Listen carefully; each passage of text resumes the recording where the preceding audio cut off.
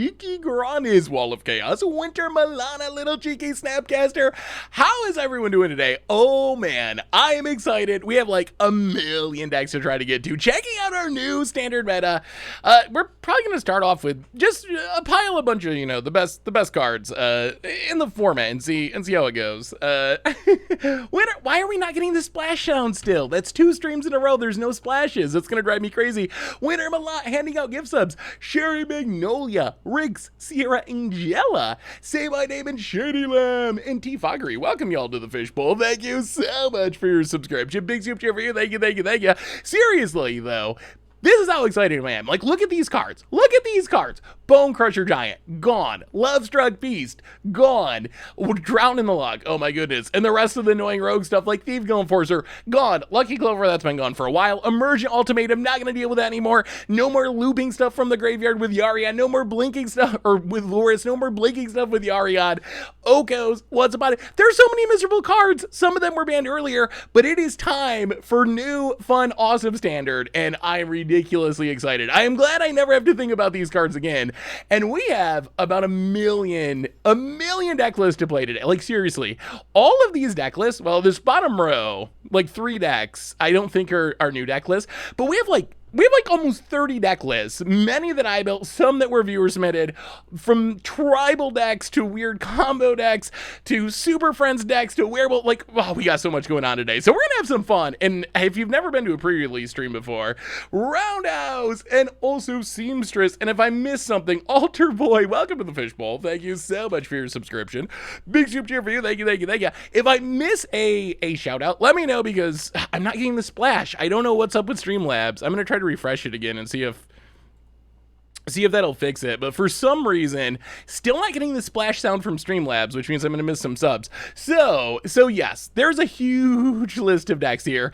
The V's are for viewer submitted decks. The other ones are ones that I threw together, and I don't even know where to start. I mean, here's a quick rundown. We have Red and 6 Landfall, Naya Harmony, also a Landfall but with a Rite of Harmony, draw a ton of cards, Temur Werewolves, Blue-Black Spellslinger, Absent Humans, Bant to Fairy, sort of ramp untap shenanigans, Zombies Vampires, Rakdos, kind of good stuff, Jund Super Friends, Bird, Jund Reanimator, Jund Werewolves, Unnatural Green with doubling up our power shenanigans, Green White Tokens, Abzan Festival, Graveyard Aggro, Zombie Massacre, Jeskai Phoenix, Orzhov Twin, Bird, Treasure Storm. The list is long. Oh, the splash came. It's back. We fixed it.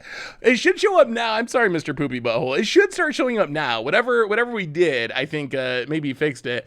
Everon, welcome to the Fishbowl. Thank you so much for your subscription. Big super cheer for you. Thank you. Hey, what's up, Aussie Dave? How are you? I am spectacular. Oh, there are meat hook decks in here. There are some meat hook decks.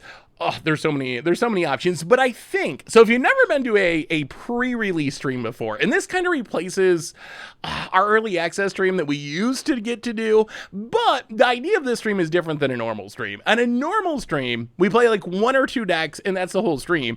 On our release streams, we try to do what we did during the early access event, where basically, rather than playing 2 decks over and over and over again, we're going to try to play as many of these decks as possible. So we're going to play a few games, probably best of 1 game, so we can see as many decks as possible, check out as many new things, and then next week, that's when we will get into 2 longer periods of time for playing 1 deck for a whole stream or whatever, and really going deep on stuff. Hey, good to see you, Stone Reigns. How are you?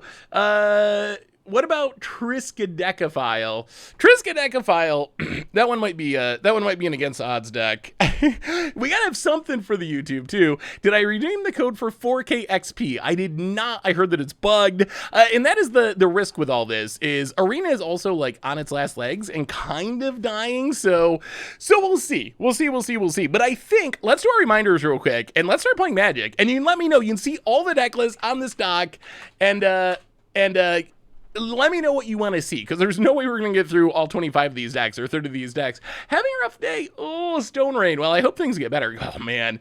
I've actually kind of had a rough day, too, honestly. Not Magic-wise. I've been doing great with Magic, but, the house buying stuff suddenly got super complicated because of Spectrum.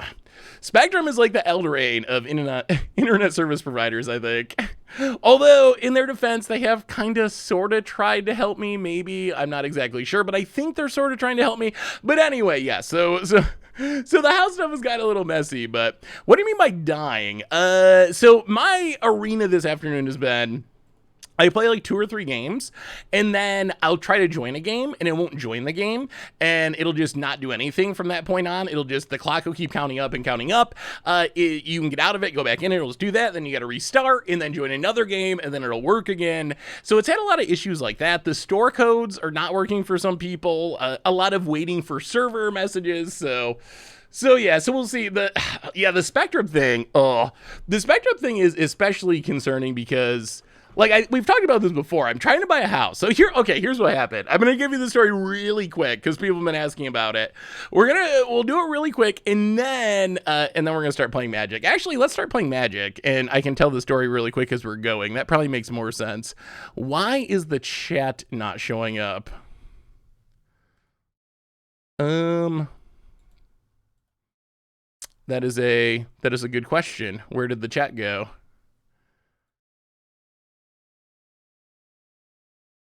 Streamlabs is just all messed up, apparently. Oh, there we go. All right, so chat has returned. We got there. You just got to refresh everything. So anyway, I'll tell you the story as we go along. So anyway, reminders, and then we're going to start playing Magic, and then we talk about all kinds of stuff. Replay YouTube, that's where you'd find the old streams, including this one in the future. Normal YouTube. We played some sweet Chatterfang in Historic. I was actually like kind of blown away by how good Chatterfang was in Historic. That deck was sweet. Hey, what's up, Agara Ekin? Hello, Chilean followers. Ness Smith, welcome to the Fishbowl. Thank you so much for your subscription. Big scoop cheer for you. Thank you. Known as, you definitely send me your deck list if you have something that you want to play. Meat Hook Massacre is definitely a sweet card.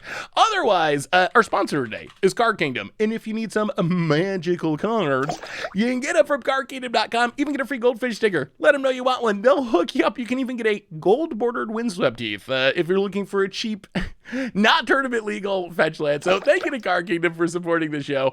Hamasuki, Drix, Filberto, so many subs tonight. Thank you so much, everyone. Welcome to the Fishbowl. Thank you so much for your subscription. Big soup tier for you. Otherwise, merch page, token t-shirts, playmats, clean out Richard's garage, donations, always appreciated, never required. $2 more, get your message read on stream. And let's play Magic, and then I will tell you about the house stuff as we go along. So no Delver decks tonight. So we're gonna start with Temur Werewolves. This is the deck where I was closest to putting Delver in, this blue-black Spellslinger deck. The problem is, I just don't think Delver's good, or even really, is Delver exciting? Is Delver like a cool card? I don't know, maybe Delver's just cool and we should play it because it's cool. I wasn't thinking Delver was cool, but maybe it actually is. I mean, we could play Delver. So let's start with some werewolf action. Temur Werewolves. So werewolves, it's a tribal deck. It's built around Dovalar. You're trying to play werewolves. You're trying to flip werewolves. They benefit each other. They flip each other. They draw lots of cards. Arlen's kind of insane. We got a Grave Titan and we're splashing into blue mostly for Suspicious Stowaway, but also for Decisive Denial. Is a little bit of counter hate plus a little bit of removal. So that's werewolves. And there's a bunch of different ways to build werewolves, but this is Temur because I'm really excited for the Suspicious Stowaway. I think that's one of my pet cards from the set. It's like a Looter Alcor, and Looter Alcor is like super sweet. So, all right, let's play some standard. Yoda Man, welcome to the Fishbowl. Hey, what's up, Nalakilla? Thank you for your subscription. Big soup cheer for you. Thank you.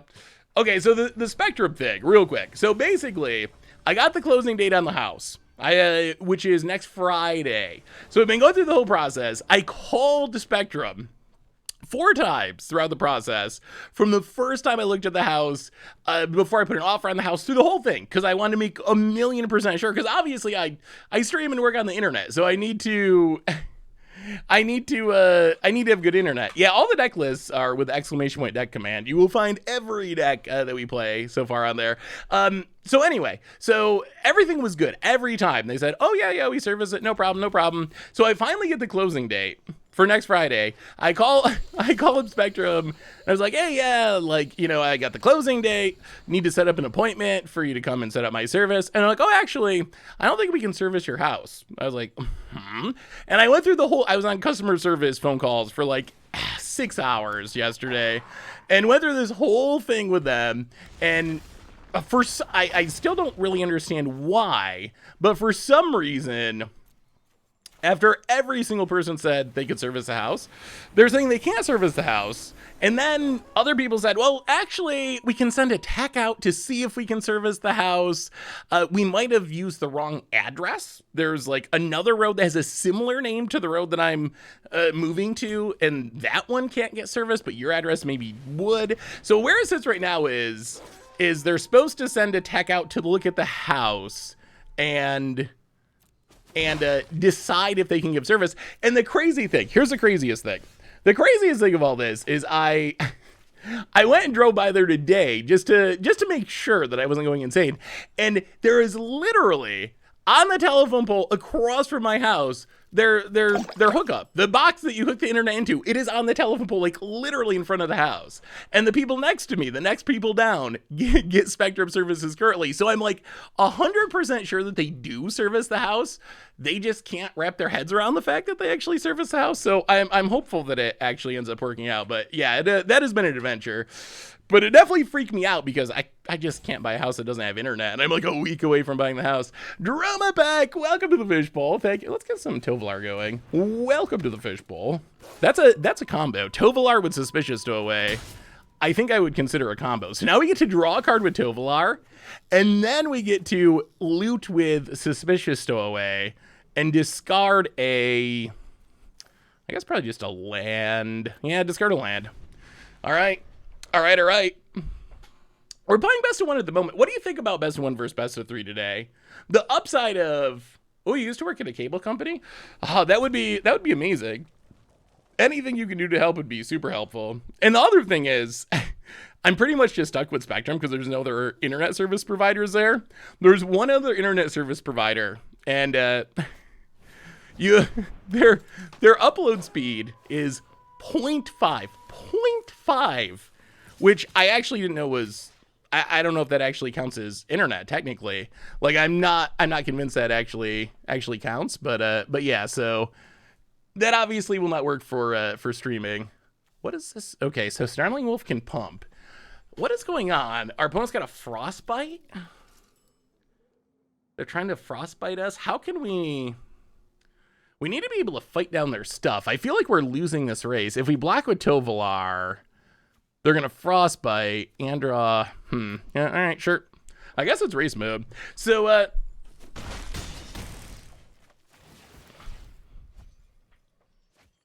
yeah, there's stuff like satellite internet, like HughesNet or whatever, but they have data caps, so that also wouldn't work for what I do with all the streaming and uploading to YouTube. Variant for the 53rd month. Welcome to the Fishbowl. Thank you so much for your subscription. Big super for you. Thank you. All right. How do we get out of this? Go to combat. Do some attacking. I feel like being on the draw is our biggest issue here. Opponent's going to chump, which I think is actually probably good for us. So we kill a wolf. We get to draw. We discard a land.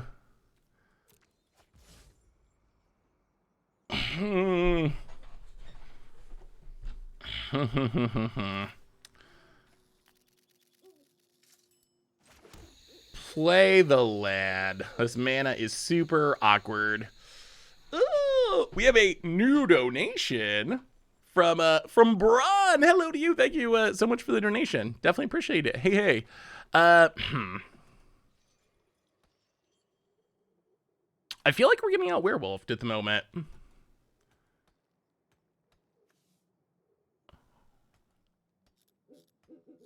Well, all right. I guess we just got a Arlen. I don't feel good about this, and we're probably gonna die, but Arlen makes some wolves past the turn. Everything flips. Wait. We definitely cast spells. Why do we go to night? Wait, am I misunderstanding this?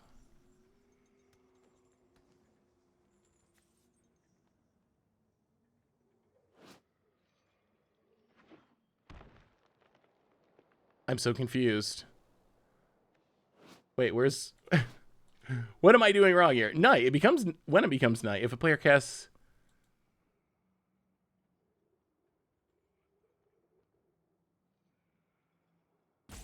I cast Arlen on my turn, didn't I? Oh, it's the Tovolar flippage. I see. Oh, and it actually, I see. Yes. Okay, that makes sense. Tovolar flipped the wolves. Ah, the hidden mode. The hidden mode on Tovolar. Very good. So what do you think? Best of one or best of three? No, Tovolar actually has another ability where at the beginning of your upkeep, if you control 3 or more wolves, you get to flip all of your human werewolves. Best of one or best of three? What do you think is better for tonight? Also, how do I sound? I don't usually stream with a good mic, but do I sound all right? Best of two? We haven't got to that option yet. I feel so the upside of best of one is it lets us play more games. Definitely when we go to next week and we're playing. Wow. They really want to get rid of that Arlen. Okay. 5.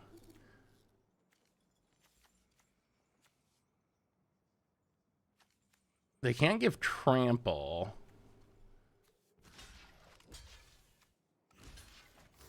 I feel like we're about to get blown out here. Block chump.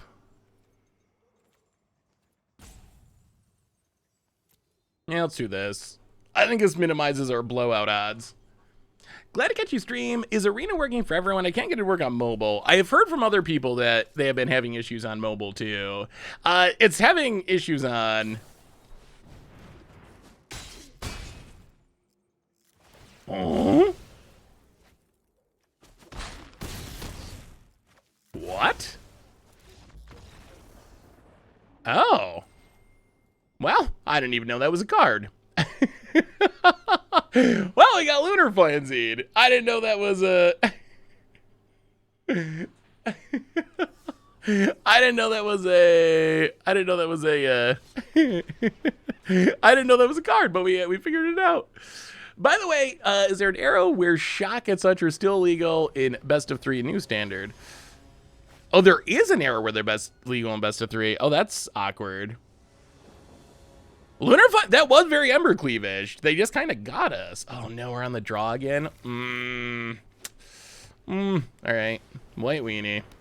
Sure. We don't have blue mana. That's awkward. Well, land go. Yeah, it definitely can catch you by surprise. Would call me by surprise. What do you end up naming the puppies? So, ooh. That's blue mana. So, good news and bad news. I mean, really, it's all good news. But on the puppy scenario, it ended up being that I only got a puppy. So, initially, it was going to be Bear and Nico. One was a male, one was a female, brother and sister pair. But then I got a bunch of information that I didn't know about how...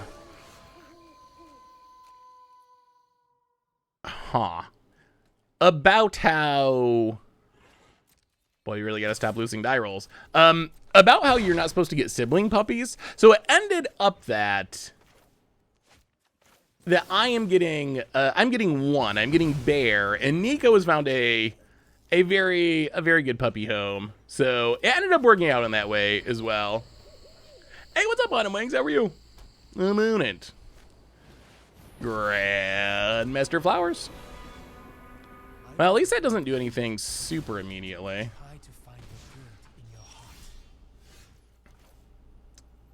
Well, Mountain Arlen makes some... Oh no, it's night. Ugh, okay. Well, in that case, I guess we gotta attack Grandmaster. It's actually, the day-night thing's actually really awkward. We really wanted to make a couple of wolf tokens there. So being night is actually kind of a drawback here. Bear fits it very well. He's a big ol' puppy. Opponent leveling up, going for double strike. And are we attacking Arlen? Yes.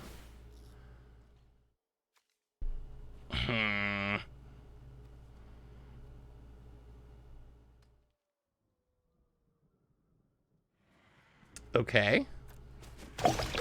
So Arlen down. Oh, Oh, Grave Titan. Grave Titan's almost here. Grave Titan's almost here. Elf, welcome to the fishbowl. Thank you so much for your subscription. Big super for you. Thank you, thank you, thank you. So it's still night. Nighttime Arlen is not the good Arlen at the moment. It's a good Arlen a lot of times, so it's not the best here. Someone earlier today, it was actually really cute. They had an Arlen and they blood on the snow to blow up all Planeswalkers, but it was in creature mode, so it was indestructible. It was kind of a neat synergy. So I guess we have to.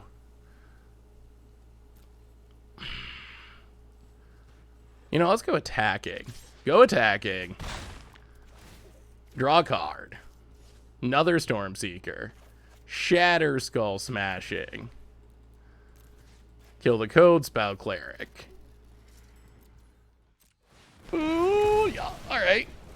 So I can hit us to 1 with the Faceless Haven? That's not great. How you...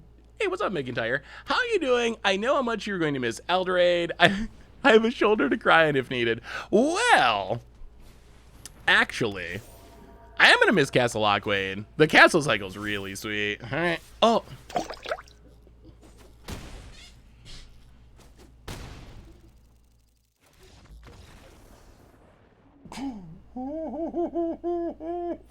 Oh. New standard, same puns.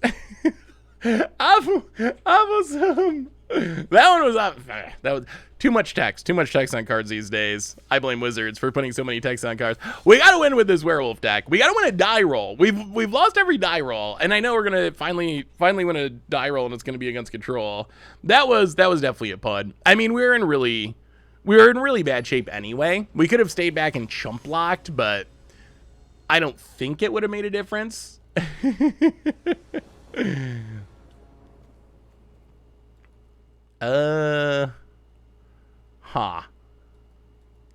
We want a die roll, but we cannot actually cast anything with this hand. I thought best of one was supposed to always give you a nut draw. Where's our best of one nut draw arena? Alright, well, sure.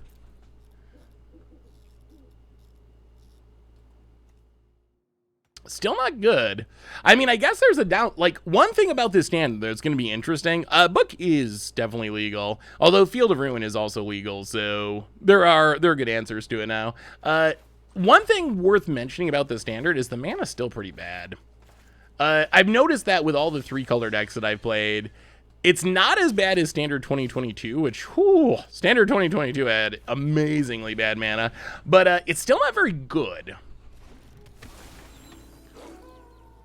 Which is a bit of an issue. So something to keep in mind if you're gonna try to go 3-color decks. Well, all right. Plays on blue, Stormseeker, haste it, smack ya, mana for no reason. Kira Ashmore and Pokemaster Maddie, welcome to the fishbowl. Thank you so much for your subscription. Big super review. You only get the nut draw best of one after spending at least $100 on gems each. Oh my goodness, you want to know how much I spent on gems today? Honestly, I should be getting nut draws for the next few months. Oh, one of the things we haven't talked about is that now they're doing 20 mythics every set, and that makes it a lot harder to get all the mythics. Krogi's went 7-0 with the Grixis deck, so it can be okay. I mean, I saw the list, and the list did look sweet. At the same time, it was also Outruns Epiphany Goldspan Dragon, which, I mean, you could probably go 7-0 with Outruns Epiphany Goldspan Dragon in 52 lands, I think. Most likely. Is there a code for free packs? There is. Play MID is a code for free packs. Whether or not it actually works at the moment. Arena's had some issues with the codes today, so hopefully it works, but yes, that is the code. Donnie, welcome to the fishbowl. Thank you so much for your subscription. Big super for you. I love the slow lands. I do. The slow lands, I think, are the best tools in Standard at the moment, actually. Ooh. We probably need to leave. This has got to be an Alrund's Epiphany deck. We don't have another blue source. Let's play this on red.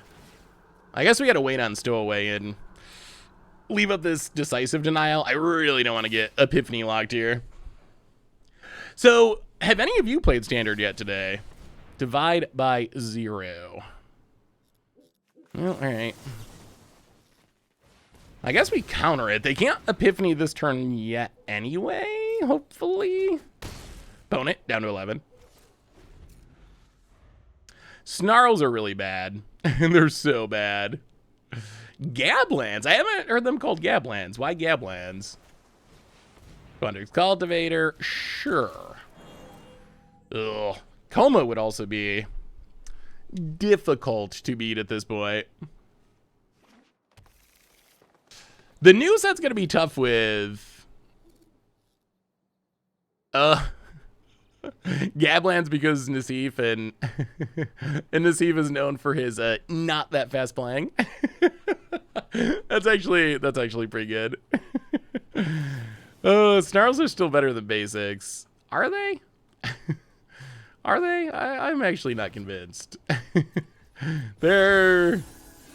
Haha! Second blue source. Alright, suspicious stowaway.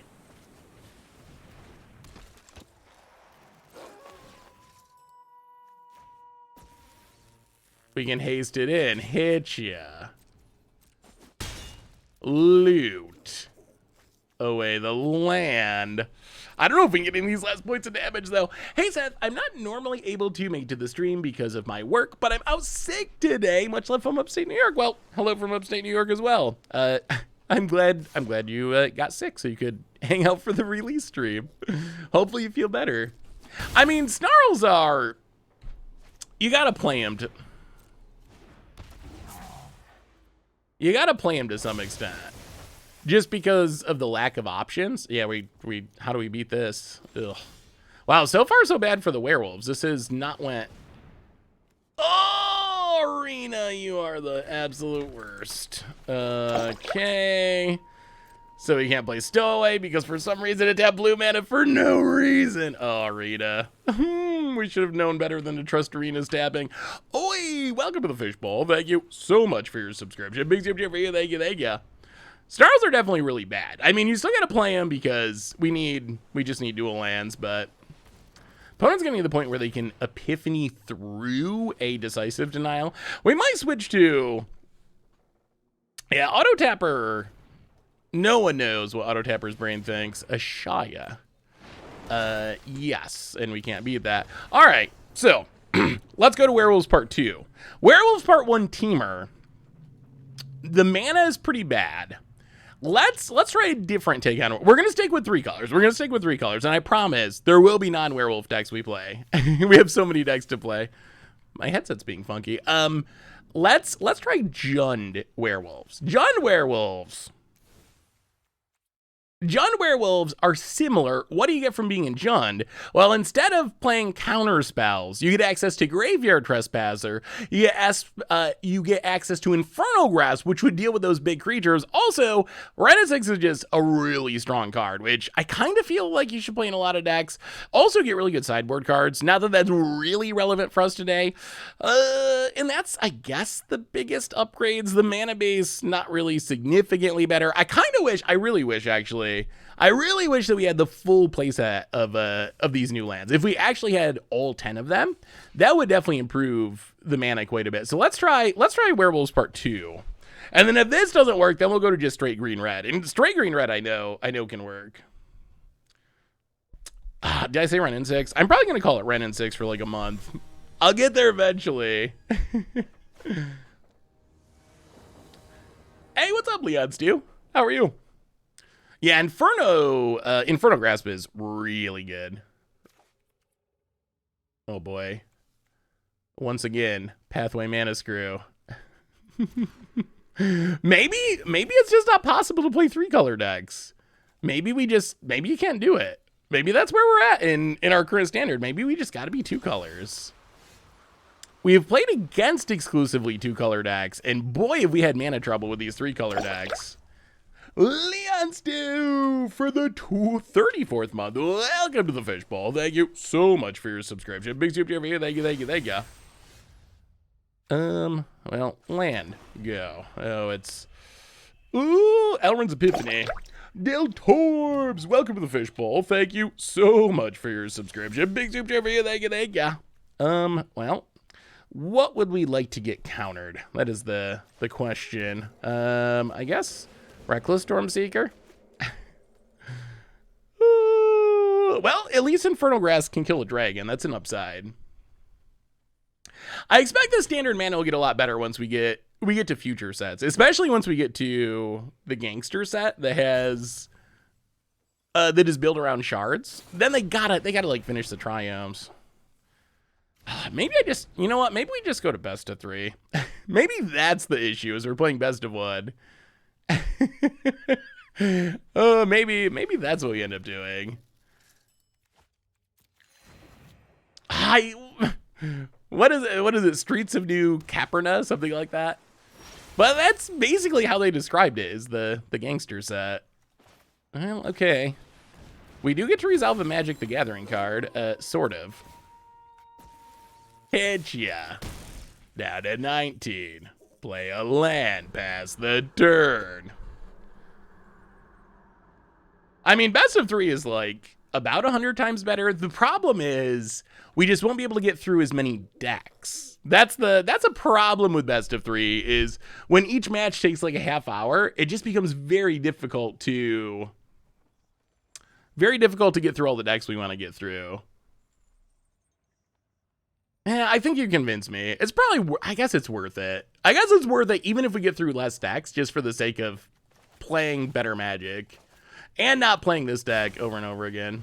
Frostbite. I mean, I guess we'll probably still play the Dragon deck. I was kind of surprised because when I was playing Best of 3 earlier today, it actually felt pretty diverse and a lot of people were trying new things, but has not felt exactly that way so far this stream. Midnight Hunt is super sweet. You know what? Let's best of 3 it. I have decided. Actually, chat, you have decided. You have decided that best of 3 is better, and I agree. So is Learn's just companions for spells? Same play pattern every time. Well, so it's a best of 1 thing. In best of 3, you will almost never see lessons. Very, very infrequently. In best of 1, you will see them all of the time. Brant Medford. So in best of 1, I mean, there is some repetition. It's not to the companion level because you don't start with them in your hand every game, but you do tutor up the same few cards. So I can see how it can be somewhat repetitive. Can you try 5-color humans? I have an Abzan human list. Do you have a 5-color list? 5-color would be sweet. That's a lot of Reckless Stormseekers. I mean, as long as we draw land, this hand's actually kind of insane. I think that Reckless, what's your werewolf tier list? I think just as far as standard power, I think, ooh, Delver, interesting. Well, first Delver that I've seen. Do we get the blind flip? That would be fitting. No. Blue-black Decayed, ooh. Yeah, there's a code Borrowed Time that gives some XP for Arena's issues today. Opponent, play with fire. Well, we got a lot of 3-drops. Do we hit a land? Of course not. No. Oh dear. Oh dear. Oh dear. This isn't good. This isn't good at all.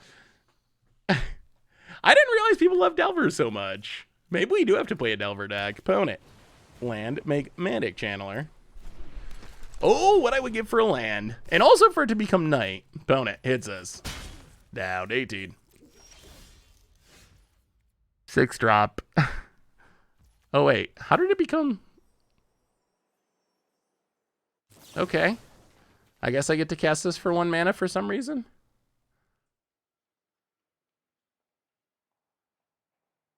No one's played any day-night card. Oh. Wow. Boy, it's going to take some getting used to. It's going to take some getting used to this. So because we played this Naturalist, Day-Night started, I guess this, okay, so this is where it tracks. Opponent, going to draw some cards. You see a guard approach. Well, we're definitely seeing different things. We're definitely seeing different things in best of 3. Like, you see a guard approach. Let me see Subseed. Opponent gonna double consider. Well, it's gonna be difficult to win this with 0 ability to cast spells. Oh my god, it's a land, but it's not night anymore. And we're dying brutally.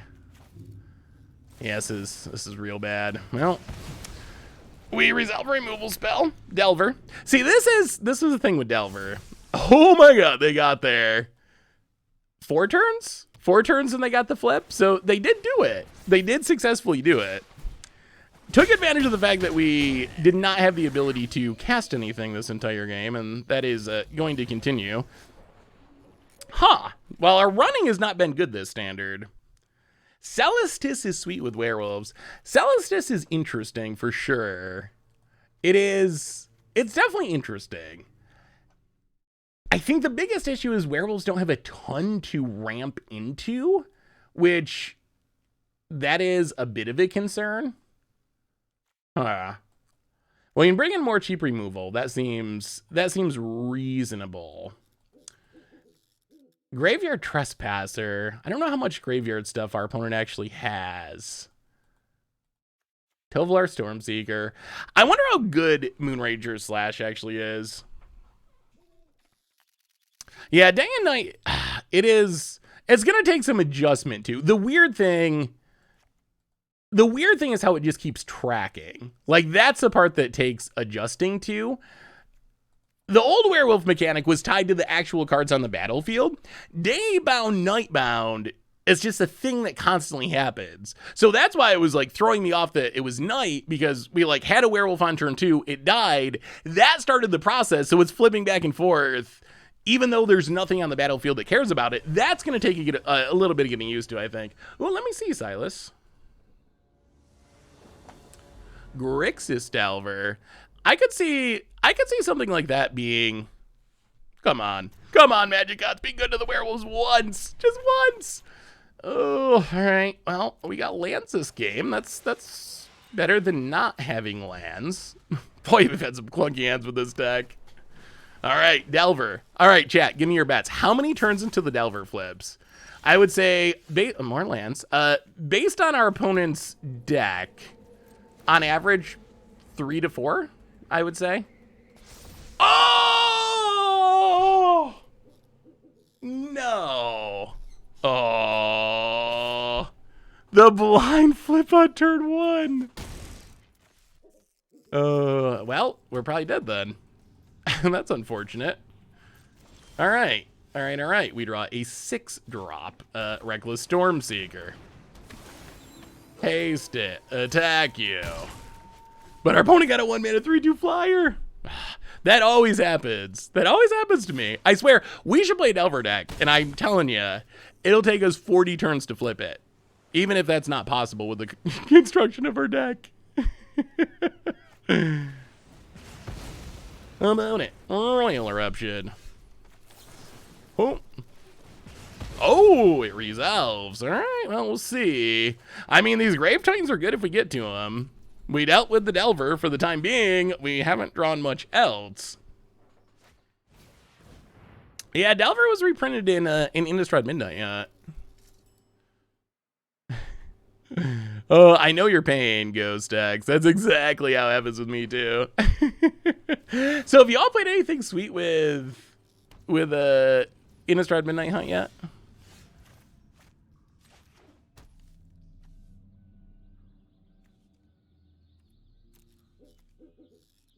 Oh, they could have that unsummon. I really don't want to get our land unsummoned, and then we can't play Grave Titan next turn. Anything sweet and new in Historic Brawl? I actually still don't think that Delver is good in Standard at all. It's good if you blind flip it on turn 1 by accident, but there's no way to set it up. So there's just it's so much variance. Arch, welcome to the Fishbowl. Thank you so much for your subscription. Big super for you. Thank you. About it. A handful of burn spells, presumably. So day night is this thing over here, I think. So right now it is currently night. Opponent gets in. It says, well, go Grave Titan, I guess. Land on black. Grave Titan. Night side. Pass the turn. Opponent could be burning us out. They have a handful of cards. I do like the old Delver art better too. The new one's good though. Hey, what's up, Witty Wizard? Good to see ya. Welcome to the stream. Hey, what's up, Monster CC? Age of Empires, eh?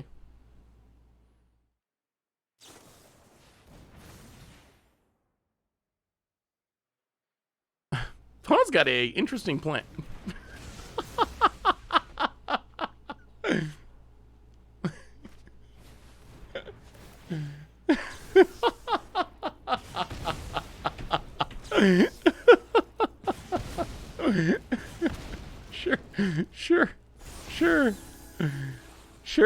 Sure, you got us.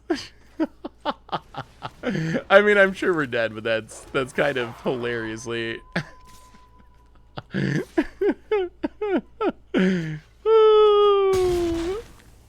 Jeskai Tempo Delver looking kind of nice. I mean, it worked out for opponent this time. They also did get the blind flip Delver, and we have also run incredibly poorly, but that was cute. I would definitely give it cute.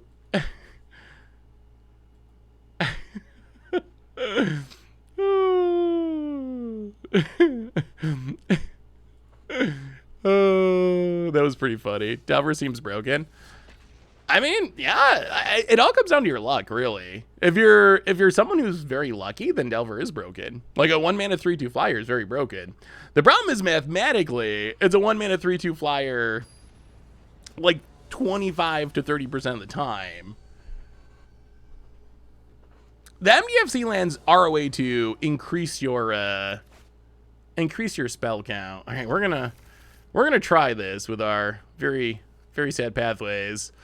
Do we draw land number 2? That is always the big question. Land number 3. Go. Does this copy crackle with power because of CMC2? Wait, does what? Does what copy it? Well, play this on black. Pass the turn. Kill something. You really only need to be a 3/2 flyer for a single turn to get that value. Yeah, I mean, that's kind of true. Maybe. Yeah, I don't know. I mean, maybe it'll be better than I think. It was good the first time around, but the first time... Oh, they're trying to play a party deck. The first time around it had a ton of support cards. And I think that really helped. Having the Ponders and the Mana Leaks and the Snapcaster Mages, I think that was a big part of why it was so good. Like, Delver was a part of the best deck in Standard, but I don't know if it was the best deck in Standard because Delver was in it, or because it had, like, stuff that's banned in Modern and Snapcasters and whatnot.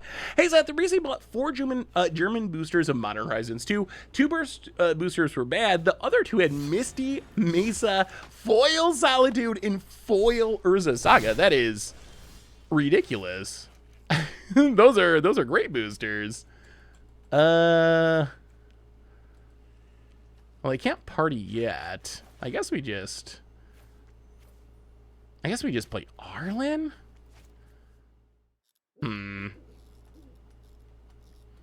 We could just storm. Well, Arlen's better, isn't it? Yeah, let's...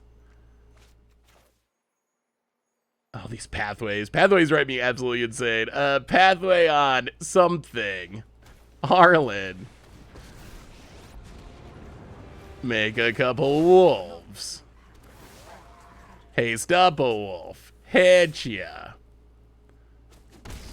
And then next turn we can play another Stormseeker plus Infernal Grasp, and that's pretty good. As long as our opponent doesn't somehow get full party here. Would Ponder even be too good? Well, it would be too good for Standard, wouldn't it? I'm surprised there's not something to set it up. Maybe there will be in future sets. Well, all right, they're getting closer to the full party. Paragon goes after Arlen. Yeah. Well, Forest. Stormseeker. Go to combat. Haste it. Haste it. Stormseeker's legit. Stormseeker's a good card. Go attacking. About it. The party might be over. Sir, I could see Serum Visions in Standard. Opt is out, and Opt doesn't really help you flip Delver anyway, because you scry and then draw that card. You really need to scry 2, or it needs to be a scry effect that doesn't draw you a card to actually set up Delver.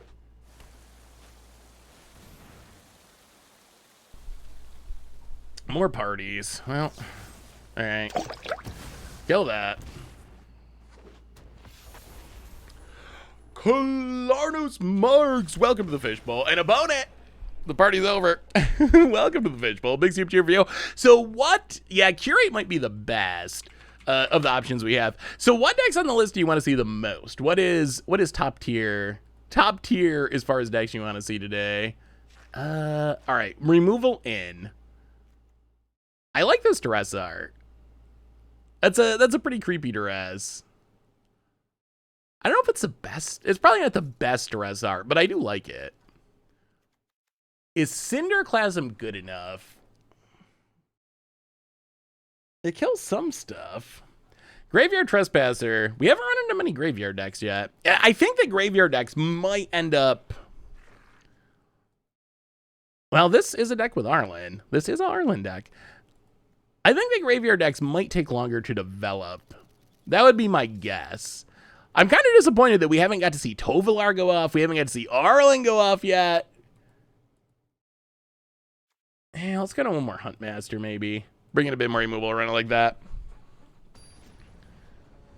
Graveyard decks are going to be good if they haven't hated on them. Yeah, I don't know if there's a way to play Enchantress. How would you play Enchantress in Standard? There is the new Harmonic Rider, whatever it is, which is kind of an interesting... Yeah, we're going to keep this. It's kind of an interesting option. Probably going to have to smash ourselves here. Opponent. Just tuned in. Does Day Night have a cool animation? It has a animation. There's an animation. I'm pretty sure I saw an animation. I mean, I thought it was kind of cool. It's simple. It's not big and crazy and splashy, but I thought it looked all right. Other people seem not to like it, but I thought it looked fine. It's not top tier like Coma or the Hand of God coming down and like wrathing the board type animation, but it looked clean. There is, I will tell you, a lot of howling. I noticed that earlier. I was editing a video of something, and there's a lot of howling. Just like constant howling. This is kind of sweet. Oh, Naturalist. Attack. Oh no. Boom. Slash him. It's a combo. We actually use the mana from a Naturalist. We still need lands. We could still use a land. 3 colors, yeah, that's been my experience too. That unless you have fixing or other ways to improve your mana, just playing a 3-color mana base is a bit sketchy sometimes. Well, a land is good.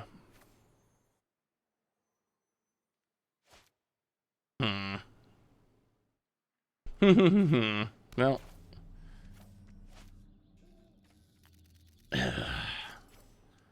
Stormseeker, I guess. Hit ya? Yeah, Fabled Passage would be a pretty big... Wow. Okay. Was not expecting our opponent to make that trade, but Bears Lajar not doing much here. Luckily, yeah, we do have a lot of treasure support. That's a... Yeah, and there's green cards that can fix your mana, so there are options. There are definitely things that can fix your mana. I'm kind of surprised that they don't make something like Fabled Passage just evergreen.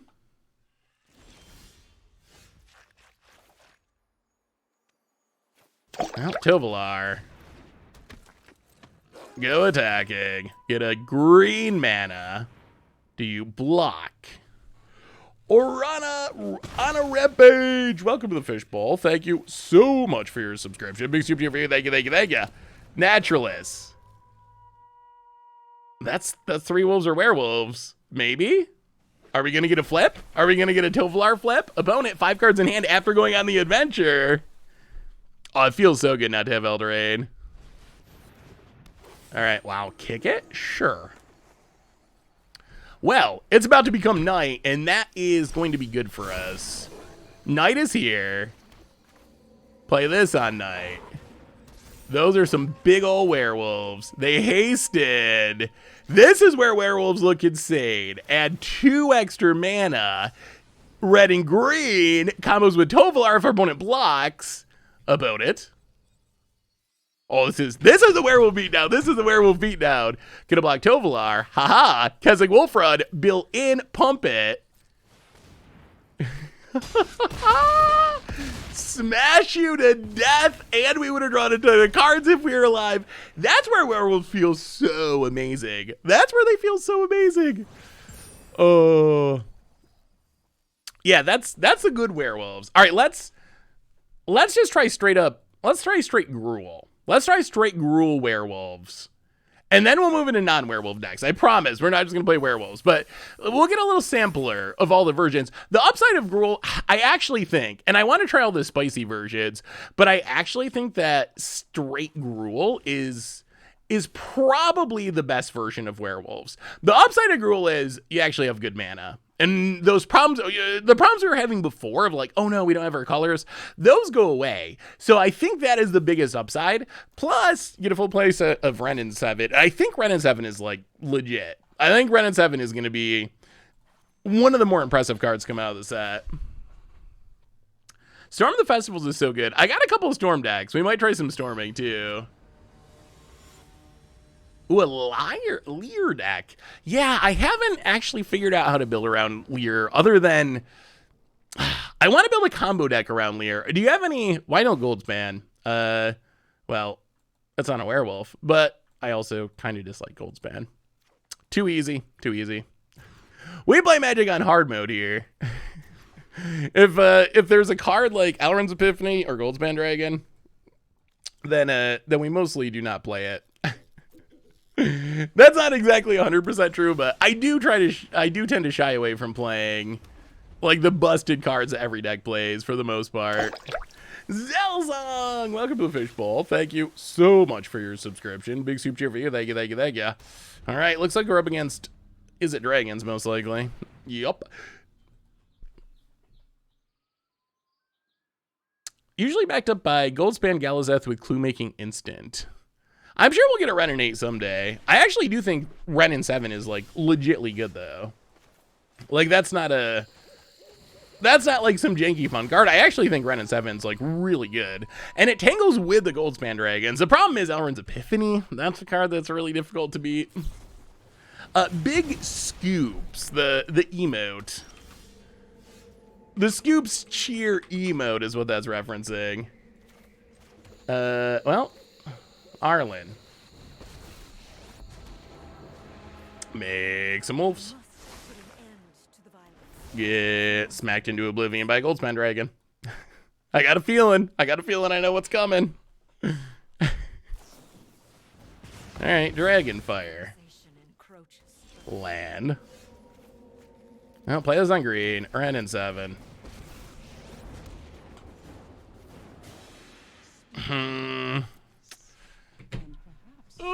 I want to generate value, but what if they have Goldspan? You know what? We're gonna take it up. Take up Wrenn and 7. Get a couple lands. Mill on Natural Moonrise. Hit ya. Down to 16. All right, Wrenn. All right, Wrenn. But can you have some soup? Sure. We'll have to actually have a soup stream sometime. Oh, there it is. Goldspan Dragon. It's the Wrenn and 7.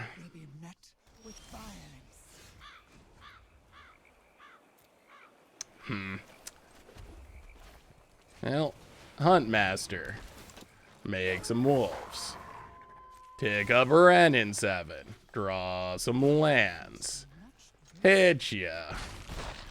Well, so normally if we were playing a fair game of Magic, I think we'd win this race. The problem is Alrund's Epiphany. I was thinking about, so chat, I was thinking about this. I actually want your The trees from Ren do have reach, which is one of the biggest upsides of it. Memory deluge. So I was thinking about this. I got a question for you. Why are extra turn spells broken now when they were not broken in the past? I've been trying to figure this out because extra turn spells have been around since Alpha. We had Time Walk in Alpha, and if anything, the newer extra turn spells are worse than the old ones, like Time Warp. All right, opponent, gonna kill the Ren. But the newer ones are worse than the old ones. Why did they end up being problematic now when they never had been before? Oh, opponent might have to stay on defense. Oh, this could be a good turn. Oh, they could have a counter. How do we kill them for sure? So we flip this. Oh, this is going to be close. This is going to be close. Because that's what I was leaning towards, like, the threats. I think that might be the answer, that the threats have gotten so good, and your extra turn is only as good as what you're doing with it. And if you have, like, super strong threats, yeah, that's kind of what I was thinking, too. Like, Goldspan is an example of it. Because, like, is the extra turn spell... I guess you got to judge it in the context of the format it's in. Oh, Stormseeker. Moonrise.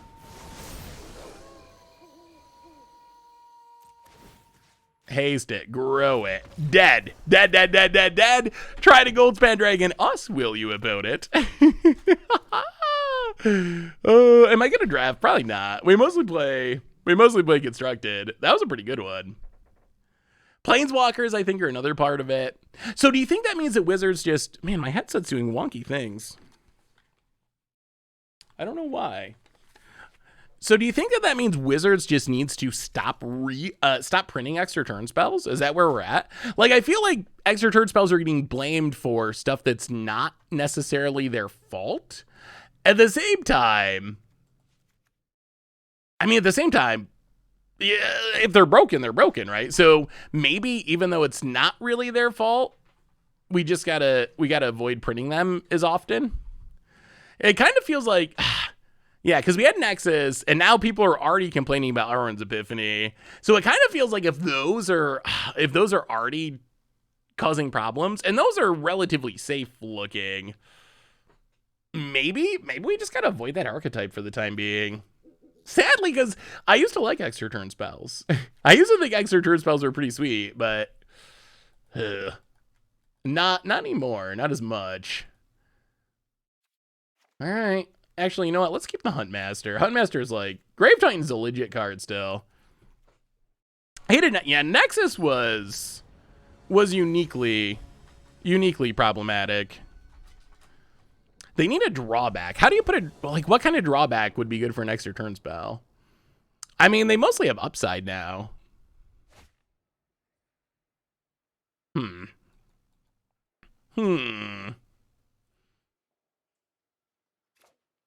mean, we got a Huntmaster. Yeah, we'll keep it. I mean, I used to like turns decks. Skip a turn, take a turn, skip a turn. That's probably so big of a drawback no one would ever play him. Outside of, like, maybe very specific drawbacks. Best Adversary. I've been thinking about doing an Adversary tier list, but I haven't done it yet. So for Standard in specific, I think that I would say Best Adversary is... Jeez. Best Adversary is... I'm going to say white. Although there's risk with that prediction. So white, I think it's the most powerful. The downside is if it dies, it doesn't do anything. Red and green, I think, are right behind white, with the upside being that they do something right away. Green makes you tokens. Red lets you flashback as well. So even if they die, you still get value out of it. On the other hand, I think that that blue is good but not busted, and I think black it's a fine creature. Like a 2/3 death touch for 2 is fine, but I am very low on Decay Zombies. I think Decay Zombies are really, really bad. It could be fine in some sort of like sack deck or something, but in a normal, and just like a normal Magic deck, I think that Decay zombies are like super useless, and that's been my impression when I've seen them so far too. Like they seem really bad. I think red has an argument for it. I think red, green, and white are the good ones. White, like I said, I think white is the most powerful, but it's got to stick on the battlefield, and that is a big concern. I think Smoldering Egg's kind of sweet. I like Smoldering Egg. Oh, if only this was a... Oh, we already flipped, huh? Well, all right. Sure. Field of Ruin. Tovolar. Go to combat. Oh, God. You gonna settle us? Make a mana. Opponent needs something. Opponent needs something. The werewolf beatdown is on. Blocks. Blocks. Oh! Oh! Oh! We will draw 3. Tovolar. Tovolar. Oh, it's so good. It's so good. We should add a different color mana, I guess, but that's fine. Pass the turn. Like, you see how much better it gets with having good mana. You can see what a difference it makes. That's not bad for our opponent. Although, we get to follow up with Pack Leader Tovolar again. And we got a Grave Titan in our back pocket. Oh, I'm so happy. I'm so happy Eldraine's gone. So one thing I realized... Do we just win? All right, let's flip them.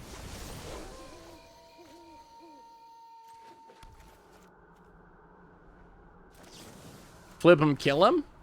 Flip him, kill him, beat him? Yes! You can see how much the mana matters.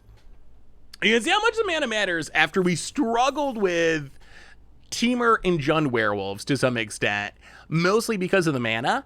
My initial impression of Innistrad Standard is you really want to be 2-color decks most of the time. I think we're going to see a lot of mono and 2-color decks. I think we'll see some 3-color decks, but I think there is a pretty one more werewolf game, and then we're gonna switch to other things. You're right. The extension isn't up, is it? All right, I will check in a minute. You get to look at my beautiful desktop, which I think is actually relatively clean at the moment. Don't sugarcoat it. My second favorite tribe werewolves be top tier. I think there's a shot. I think my initial impression of werewolves, I don't know if the new cards are going to show up because it's release day, but we'll see. Just Direxian, welcome to the Fishbowl. Thank you so much for your subscription. Big super cheer for you. Thank you. So I think there is actually really truly a legitimate shot that werewolves are going to be a tier deck. I don't think we can keep triple Grave Titan. I think there really is. We'll see how it turns out in practice, but the initial results I have not seen a Death Bonnet Sprout yet. I will say that so far, we have seen a lot more diversity in best of 3. Opponent gonna mill a forest. Interesting. Death Bonnet Sprout. Getting the mill on. Ranger class. Well, all right, Naturalist, part 1. But I think that the werewolves are good enough that they're going to be a real tribe. Whether or not it's like tier 1 or if they're like tier 2 or tier 3, but I think they're going to be an actual competitive deck. Have we tried or seen Delver? We have not tried Delver, although a lot of people have asked me about Delver, so we might actually just try Delver next. Should we try Delver next?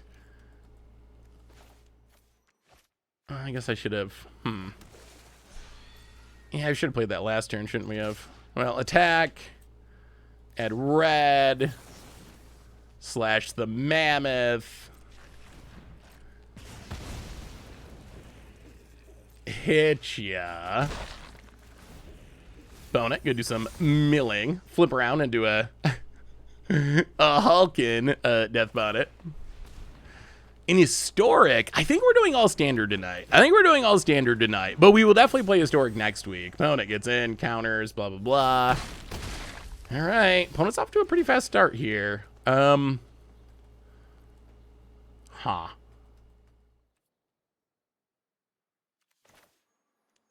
ha ha ha.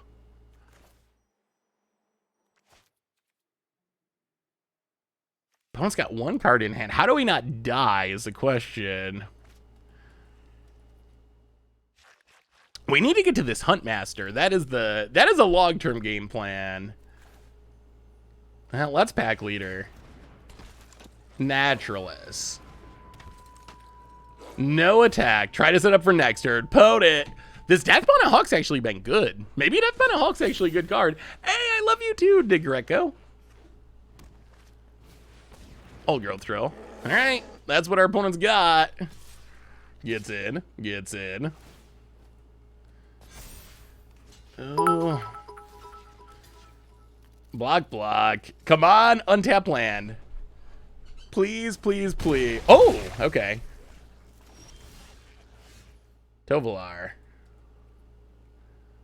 Well, go to combat. Attack you. A little bit suicidal, but I think it's necessary. We need this mana. Dig up, dig up. Hey, thank you for the cheer for your house. Oh, I'm so glad Eldraine's not in standard either. All right. Is Grave Titan enough? Opponent. Blocks, blocks, blocks. Sure, that's fine. Because we get to cast a Grave Titan. And Grave Titan is pretty good still. Yes. Oh, even an old growth troll can't beat a Grave Titan. We revisit Egon Stompy as a green-black deck with a new green 1-drop. Ooh, the Willow one? The one that grows? Opponent, we're going to get tracking.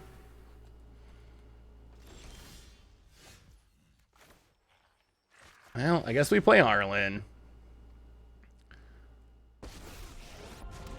Take down for some wolves. No attacks.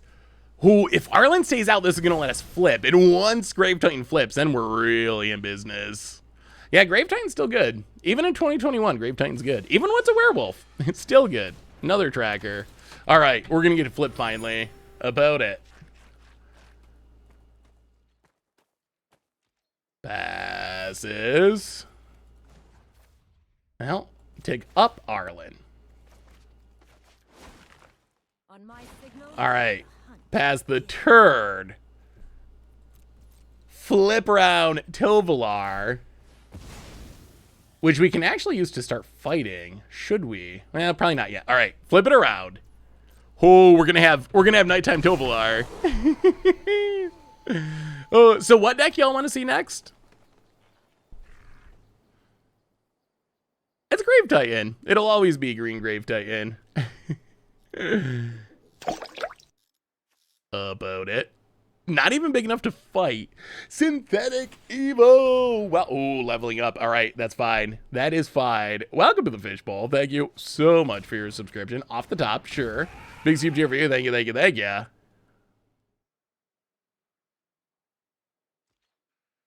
Opponent.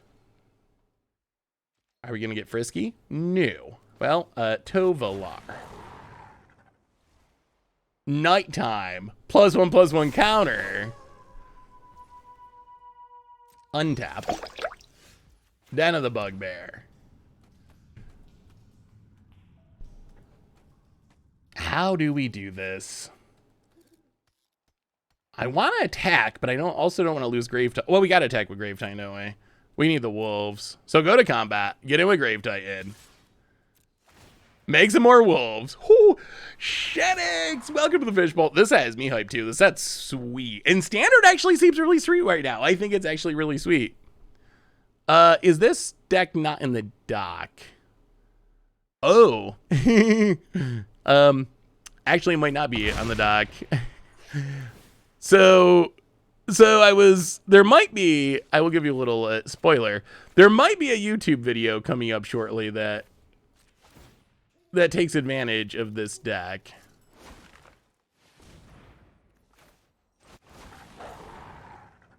Now, Stormseeker. Pass the turn. Little awkward, I guess, sequencing. Opponent untaps. I think we're good. I think we're good. Hey, Seth, going to give a lurk. Just want to say enjoy your...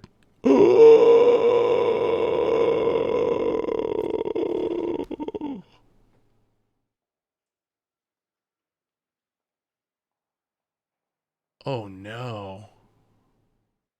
Oh, that's a real card. Oh, I haven't seen this on the battlefield yet, but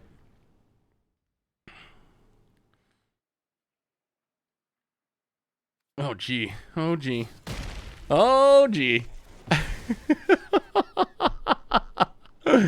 I think we're in a little bit of trouble at the moment. Those are some big old boys over there. Opponent. Okay. Arlen face +1/+1 counter. So basically we gotta win somehow this turn. And we got a double chump block. And we lost Tovolar for trample. Yeah, this is unnatural growth's insane. Wow, that card's insane. Okay. Yeah, how do we beat that? We don't beat that ever. Well, we untap. We draw Tovolar. But it's day. Day is the bad time for werewolves. Land. And this doubles on our turn too. At the beginning of each combat. This card's so insane. I mean, it's 5 mana and it's quad green, but in a creature matchup like this, you don't beat it. I was gonna say how do you beat it, but the answer is just no. Sure. I mean, play this. We're dead. We're actually just dead. You want to fight me and my pack? We just can't get through that. And oh, do we have a way to kill it? Oh yes, we have. Okay. Haha. Haha, there's a werewolf for that. All right, that helps. There's a werewolf that should solve this problem. Plus we get Burning Hands and Demon Bolt probably, and maybe Meteor Storm. Yeah, that makes it so much better. Werewolves are definitely not morning people. All right. So switch up the removal, bring in bigger removal, and bring in Outland Liberator to deal with, oh my goodness, oh that each combat, yeah, I think they made it for Commander that way, but it is insane. Yeah, quad green does mean you basically got to be mono green or very close to mono green. Why no Chariot Fragster token interaction? Not a werewolf. This is a werewolf tribal deck. I think Azeka's Chariot's a really good mid-range threat, and there's definitely decks to play it in. But I don't know about playing it in werewolf tribal. Is Tovolar going to be known as Toblerone going forward? Perhaps. All right. As long as we hit our lands, this is fine. And I guess Naturalist helps a bit, maybe. We just want to get these Arlens, and then also Grave Titan. Opponent, land, and... Ooh, all right, well... Naturalist, land please! Land for the werewolves! Hey, thank you, D-Rots. I really enjoyed this set. Just went 7-2, 7-1, 7-2 in draft. Ooh. Oh, come on now. Opponent apparently hates werewolves. Well, tap land. Kill the pack leader. Well, we need land. We need land, we need land. Hey, I love the streams. I've been playing Magic almost a decade now, but I'm stepped away after Dominaria, and I'm looking to get back into Standard without forking out $200 for a deck. Any tips? Ooh. Well, that's not a land, is it? So, paper or online? So for paper, I would say the best bet is probably build a budget deck. I actually do a series, which hasn't had much standard lately, but we'll have a lot more standard coming up now that we have new standard called Budget Magic that is all decks that are $100 or less, and some of them are a lot less. So, but $100 is kind of the cap in general. So that might be a direction to go if you're looking to get into standard on the cheap. Huh. Well, Tovolar, attack you.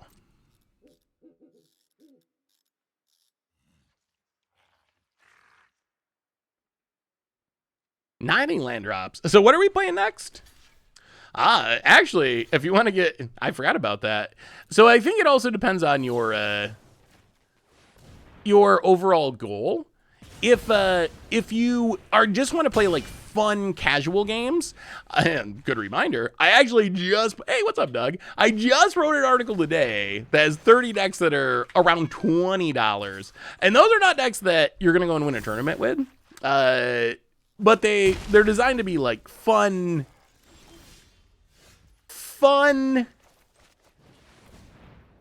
semi-competitive casual decks. All right, Arlen tokens. How's it going, Doug? What is the first commander you're building around from the new set? Yeah, we're pretty far behind at the moment. Well, Mono Green was the best deck in Standard 2022, so I guess I'm not surprised to see it with a slight upgrade still being very strong. Oh, the biggest issue is our opponents drawing all their Blizzard Brawls. Yeah, that's not good for us. Opponent. We also miss those land drops for a lot of turns. Yeah, we're super dead, right? This is indestructible, makes another token. Ugh. Well, I think the Werewolves is actually like a legit good tribe. Obviously, 3 colors is going to be risky, not just for Werewolves, but for any deck in Standard because the mana is pretty bad. But I think the Gruul Werewolves is going to end up being a legitimately good deck. People want to see zombies. Let's try some I actually have not played Zombie Tribal, period. So I think we start with just straight up Zombie Tribal. There's also this viewer submitted Zombie Massacre deck that is not so much Zombie Tribal, but trying to like make a bunch of zombies and a little bit Zombie Tribal with Narfi, and then massacre them away to drain the opponent out of the game. So maybe we try that one too, but we're going to start with just straight up play the good zombies, attack with the good zombies, hope for the best, Zombie Tribal, Champion of the Parish, that's a big deal, but essentially Champion of the Parish, a 1-drop that is Champion of the Parish gets big as we play zombies. That allows us to like Tainted Adversary to make zombies. It allows us to just cast our other stuff to grow this really quickly. Not sure about Draugr Necromancer. It's a card I think is really sweet. Whether or not it's actually going to be good enough, well, we'll see. But essentially just blue-black zombies. We got the Pseudo-Lord. We got a little bit of Ludovic action. So just play zombies and see what happens. Put Massacre in the deck instead of Necromancer. I'm actually not sure that... do you actually think that Massacre would be good in that deck? I think there's... Where's zombies? Oh, they moved it to the top of the list. Let me see. Do we have Massacres in the sideboard? We do have a couple Massacres in the sideboard. Do you think it's worth it in the main deck? I mean, I'll put him in the main deck. I mean, Ludovic, I kind of want to test out Ludovic too, though. And we got him in the sideboard. We'll bring him in if they're good. Hey, what's up, Chaos? How are you? Good to see you. Good to see you. Graveyard Trespasser. Well, the weird thing is we haven't really played graveyard decks. No one seems to be playing graveyard decks. Isn't the Lich dude from Forgotten Realms a zombie? It is. It's just really slow if you don't have other dungeon synergies, because you got to cast it, what, 4 times before it sticks around. So it's like a lot of it's like pay 3 mana, venture into a dungeon, which is a little sketchy. I'm just super skeptical of Decay zombies. I feel like Decay zombies are really horrible. I hope I'm wrong, because zombies are sweet, but I sort of feel like they're just like absolutely horrible. Maybe like I think they can work with certain synergies, maybe. Yeah, I guess Champion is... Oh no, dragons again. Elren's Epiphany already. Well, land. We have a zombie, sort of. Get it, ain't ya? Yeah, I think that's where Decay zombies shine, is if you're trying to like sacrifice and whatnot. Yeah, Even Death could be good in a couple of copies, maybe. Opponent. Doesn't the new Massacre trigger off Decay? Yeah, anything of yours dying triggers it. I think that's the kind of synergies you need to make Decay zombies work. I've seen a few on the battlefield so far today, and they just don't do anything. So you got to have ways to do things with them that are not just playing them like creatures, because as actual creatures they don't do a whole lot. Like Village Rites is a good synergy. Even that Village Rites, Plum the Forbidden, Meat Hook Massacre, anything like that to get value out of them, I think is good.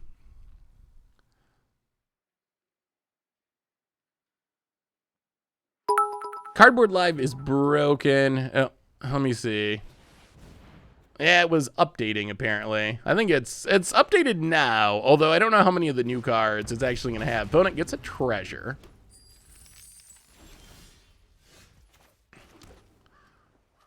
Huh. Well, here comes the big busted stuff. I actually don't know if we want a Narfy here. We might be better off leaving up card draw. Go to combat, hit ya. About it.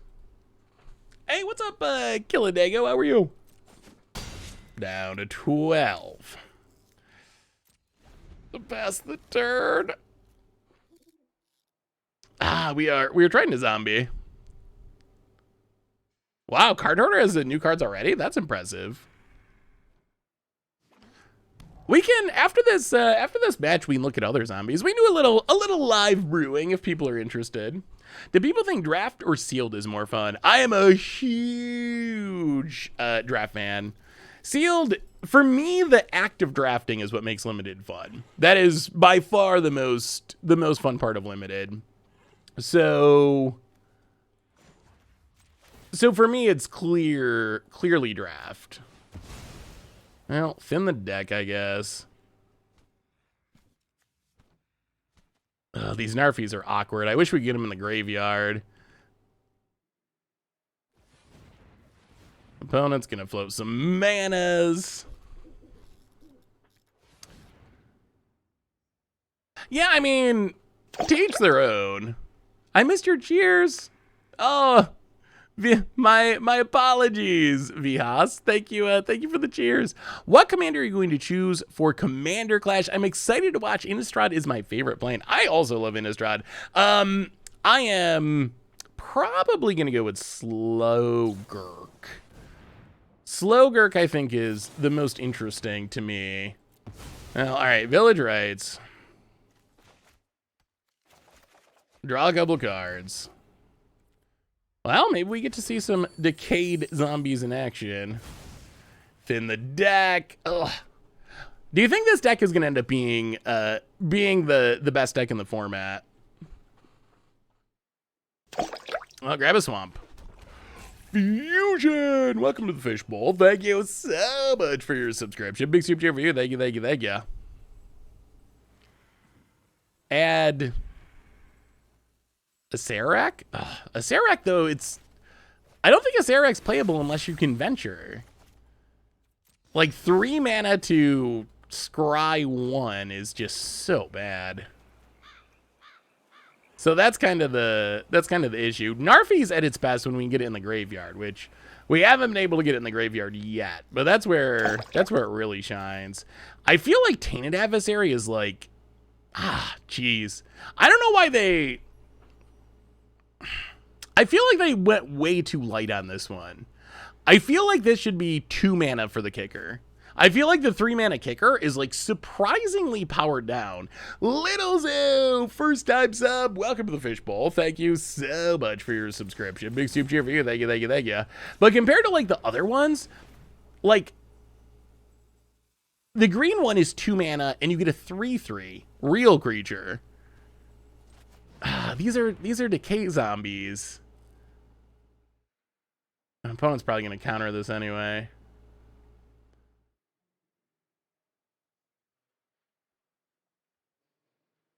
About it.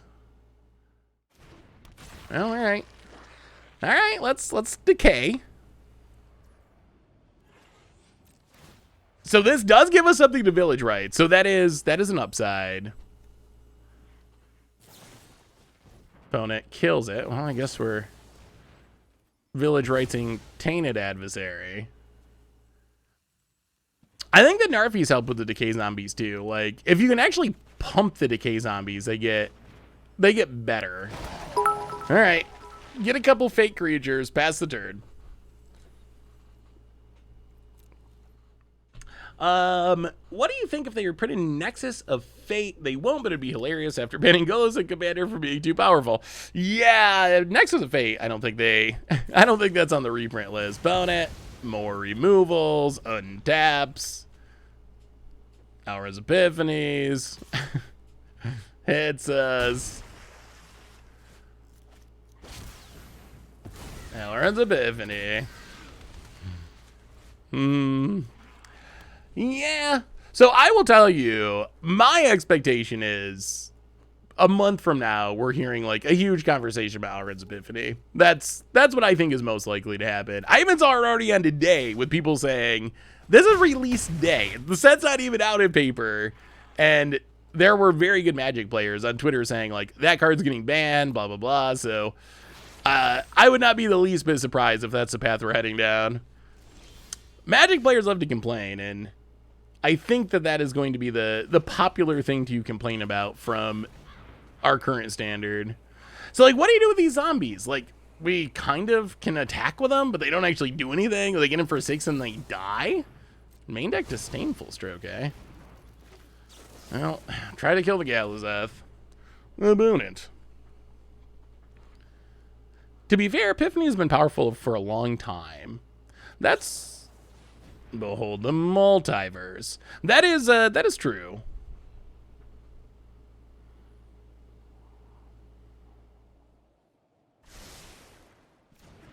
Opponent.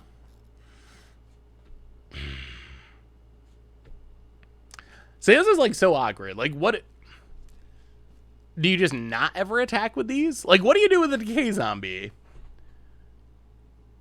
If we attack, they go away, and we spent 5 mana for not much. If we don't attack, though, why are we not attacking?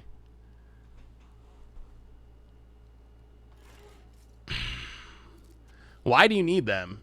Yeah, I mean, we could sack them. We can play a Lord and attack for more in the future. Shreddy, welcome to the Fishbowl. Thank you so much for your subscription. Big super for you. Thank you, thank you, thank you. Definitely different to have a board full of creatures and be like, probably should not attack. Inferno of the Star Mounts. Well, that looks pretty lethal. Opponent. Hits, pumps, death. Oh boy. Oh boy, oh boy, oh boy. What about that enchantment that makes all tokens 3/3s? Well, it's actually a creature. It's actually a creature, although it does seem pretty interesting. What if we just play 4? What if we play maybe grafted identity should just be a main deck card. Like, maybe that's the way to take advantage of the Decay zombies. Like, what if you just go all in on grafted identity? Like, maybe you can just go all in on the sacrifice stuff and just be like, okay, like, these aren't real creatures, but I can use them to do things that could be powerful. Maybe that's what we got to try. That could be interesting. Grafted Identity should be a 4 of. It's so good. Ooh. Yeah, the Papa card, I think, is very strong and limited. I could see it being good in Constructed, although I think you got to be a spell deck. I don't know about playing it in, like, zombies without many spells. Maybe it'd be good enough. Well, I think there's a question as to whether we're trying to be a good zombie tribal deck or whether we're trying to be a Decay deck. So when I was building this deck, my goal was to avoid Decay as much as possible because I just think that Decay tokens are bad in a tribal deck.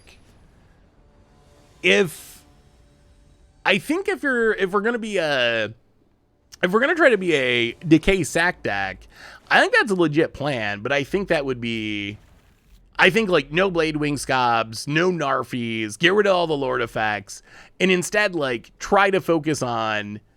just on synergies. So the idea was avoid Decay in this deck. We just happen to have Tainted Adversary to fill out the 2-drop slot. So that was my goal, was build Zombie Tribal, but not... and avoid Decay. But maybe you could build a deck. I think you definitely could build a deck that's like Decay focus, but not Zombie Tribal. Because if you're going Decay focus, I don't think you want the Lords and that stuff. I think you want to replace that with like sack synergies. I mean, I think that could be sweet to try. Well, Scab.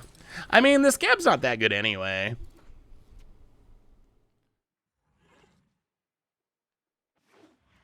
Upload it.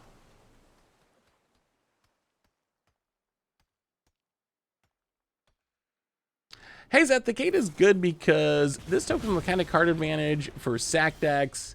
Instead of draw a creature to sack, you create tokens. What do you think? Yeah, I think that...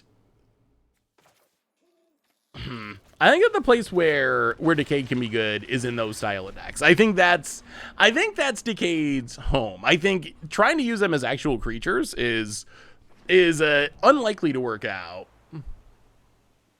But trying to use them as just synergy pieces, I think that's something that that could actually have some potential.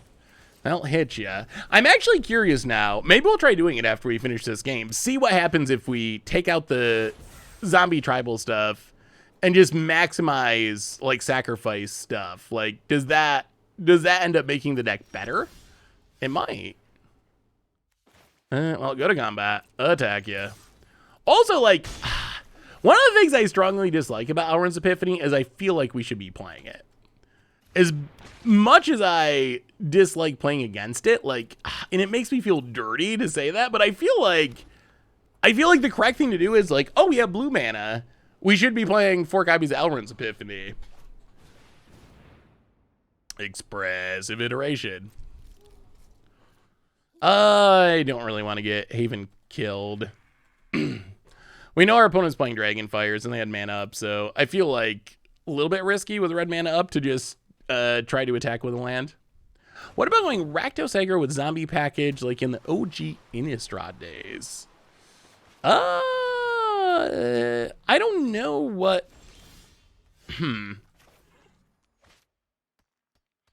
What zombies would be good in Rakdos aggro? Here I think we can attack with a Haven. Since our opponent does not have the blue mana up. Well, hit you down to 9. Pass the turn.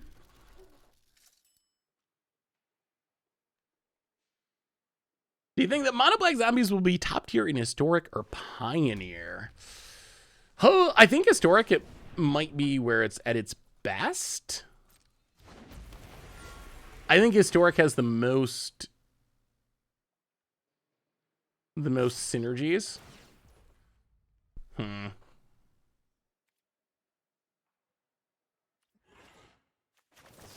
Yeah, I guess we should have done this pre-combat. We want our opponent to counter this because what we really want to do is Grafted Identity and steal Goldspan. All right, there's a Saw It coming. Well, we'll see how many counters our opponent has. Put it. Hits us. I mean, if this Grafted Identity actually resolves, it's going to be huge. But it hits us.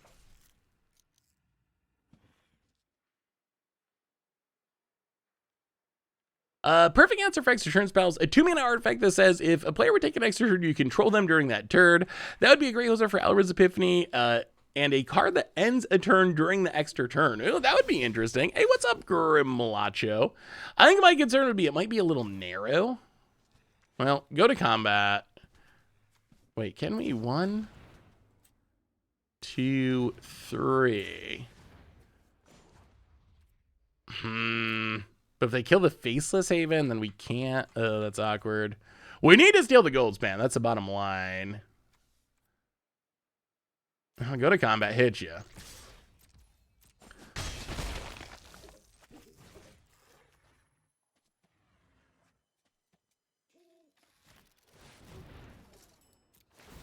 Well, make a treasure. Opponent gets a treasure. Do they have a counter?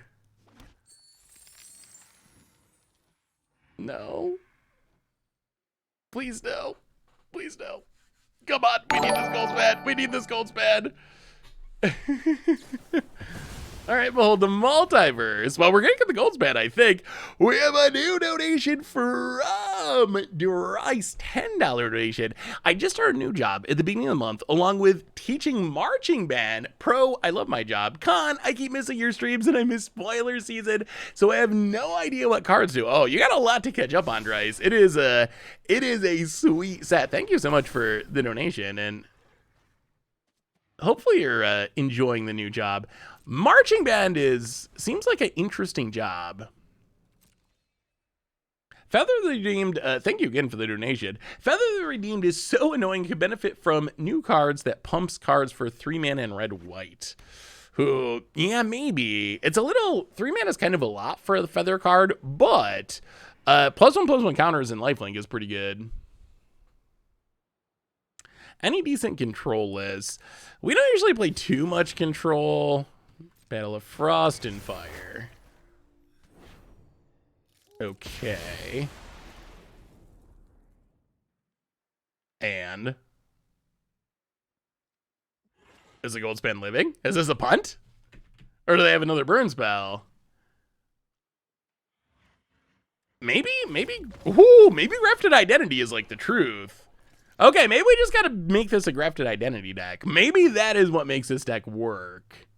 We haven't even drawn Champion of the Parish. I think that might be the plan.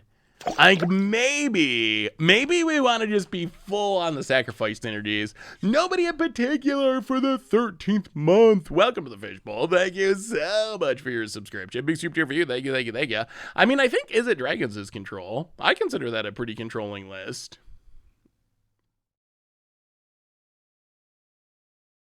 Why do you reckon they changed the art for Grafted Identity on Arena? My guess is it's a mistake. The most reasonable explanation that I've heard is that art was supposed to be used for the remix set that they're doing with the 2 Innistrads, where they're doing new art for stuff, and they accidentally released it on Arena. I think that's the explanation that makes the most sense to me. Just playing Slivers and Historic, and someone cast Starve Extinction with a Spiteful Sliver out. Yeah, Starve Extinction in the Sliver deck could actually be kind of sweet. Ooh. This is actually kind of a good just zombie aggro. We haven't seen a Champion of the Parish. We haven't got to see Champion of the Parish go off, but I mean, Duress, get rid of a removal spell, hopefully. Yikes. All right. Yeah, get rid of Draconic Intervention. Pass the turn. We got a curve. We could use another land, but we got a curve. We do have this 6-drop coming eventually. Opponent plays a land. Well, land on blue. Bladewing Scab. So the paper version is the censored one, and the arena one is OG. I don't think either one is censored. I think there are some cards that they censor for other markets. I think especially China. I think it's China that has strict laws about certain things in artworks of Magic cards.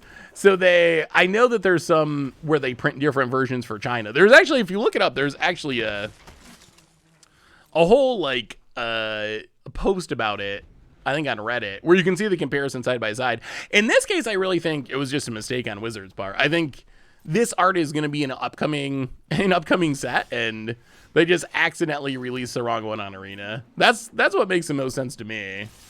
Get in, hit ya, zombie beatdown. Opponent thinking. I think you're right, because Midnight and Crimson Vow was supposed to be movie themed. If I recall, the 2 arts are a face-off reference. Oh, yeah, that actually makes a lot of sense. Well, all right, sack this, draw a couple of cards. Ugh, double land. Ouch. All right, well, hit you for 2. Play another white. Pass the turn. Ooh, how do we deal with this Inferno? Rift Hook. Welcome to the Fishbowl. Thank you so much for your subscription. Big super for you. Thank you, thank you, thank you. Oh, they found a gold span. Why not play the white before the Scab? Because more damage. Because of removal. Trying to get the Scab, which I think is the worst of the two, to be the one to eat the removal spell. I don't think we can win this race. Well, we can make a couple fake creatures. We can get in and hit ya. Opponent, though, Goldspan Inferno. That's 10, 11, 12, 13, 14 for sure. Well, we'll see. Go fake zombies. Come on, fake zombies. Opponent. So what do you think of Grim Warder for this list and Dire Strain Rampage for the sideboard of werewolves? So what would be the idea of Dire Strain Rampage? I think Dire Strain Rampage is a card that you got to play because you're planning on using on your own stuff. If you target your opponent's stuff with it, I think it's pretty bad. I think that's like the fringe upside. I think you play it to target your own stuff, and then every once in a while you're like, oh no, I'm losing to this, whatever, that power doubling enchantment. And you're like, oh, this is really painful, but I gotta kill it. So I guess maybe, I kind of wish the werewolves had more synergies with it, I guess, is what I'm trying to say. Opponent goes attack it, hits us. Faceless Haven would have been good earlier. So if we attack with how can we do this? We attack with everything. Opponent blocks here. 3, 6, 7, 8, 9, 10, 11, 12. They gotta have something. Oh, I mean, all out attack. That's all we can really do. Yeah, even the decayed zombies. Get in there. No removal.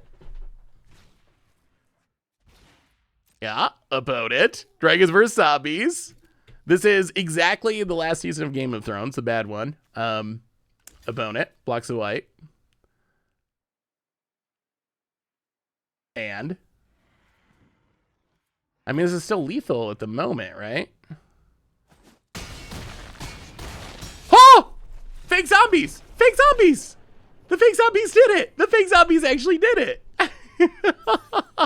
Unlike Game of Thrones, we had a happy ending and the zombies won. All right, let's look at the zombie deck real quick because okay, so we got a zombie win. I'm actually curious though of those decayed synergies now that we're talking about this. So what are the best synergies for decay cards? What do we want to embrace? So let's say we get rid of the Lords, we get rid of Narfi, we get rid of Blade Stitch Scab. What if we embrace making these fake creatures? What if we put 4 grafted identities in our main deck? Is that just going to be like insane? Is there anything close to grafted identity? What other synergy cards can we add to the deck? The blue dude, Necrosynthesis. We did do werewolves was actually the first deck we played. Necrosynthesis, 2 mana. When an enchanted creature has, when another creature dies, put a counter on it. When it dies, look at the top X card to your library. Where X is its power, put one of those cards in your hand and rest on the bottom. That is a sacrifice synergy. What about Meat Hook Massacre? Do we want to play main deck Meat Hook Massacres? All of the deck lists are exclamation point deck should get them to get you there. So is there anything else? Is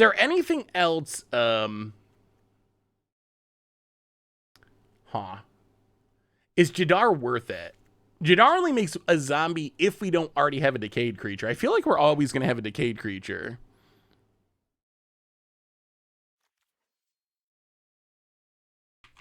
Does it make it for...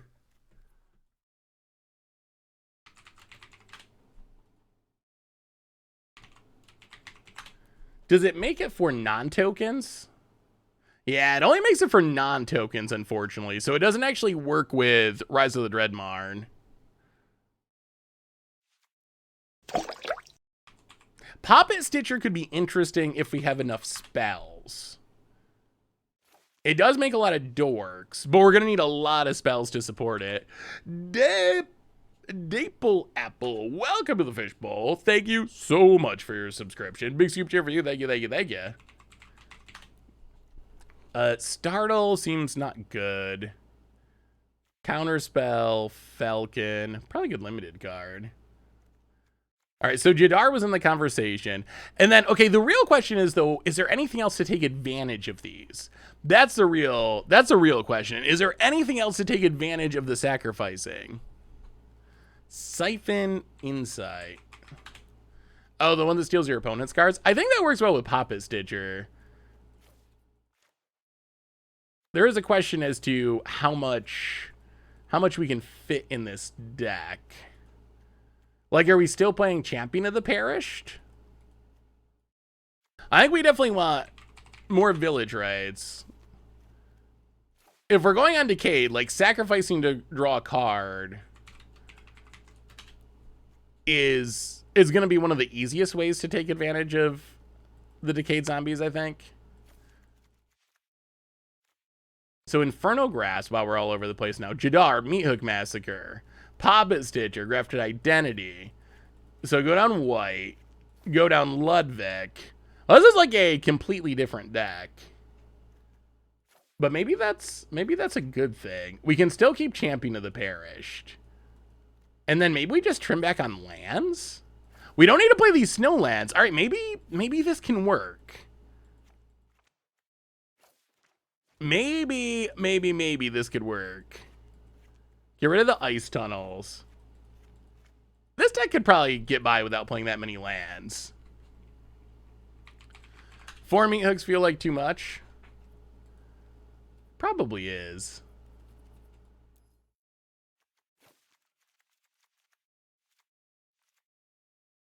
All right, add some basics. I don't know about Puppet Stitcher. Do we even have enough spells for Puppet Stitcher to be real?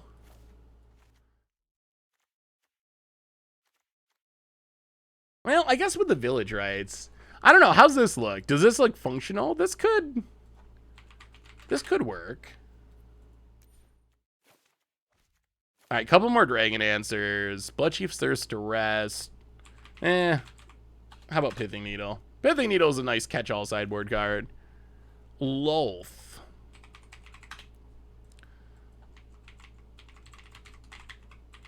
Whenever a creature dies, what actually shows up for this? Valentin. Slaughter Specialist needs our opponent stuff to die. I want to make a Mask of Grizzlebrand deck. It probably is going to have to be in Commander, but I think Mask of Grizzlebrand is an underrated card. I think it's actually like a good card. Lolth. 6 mana.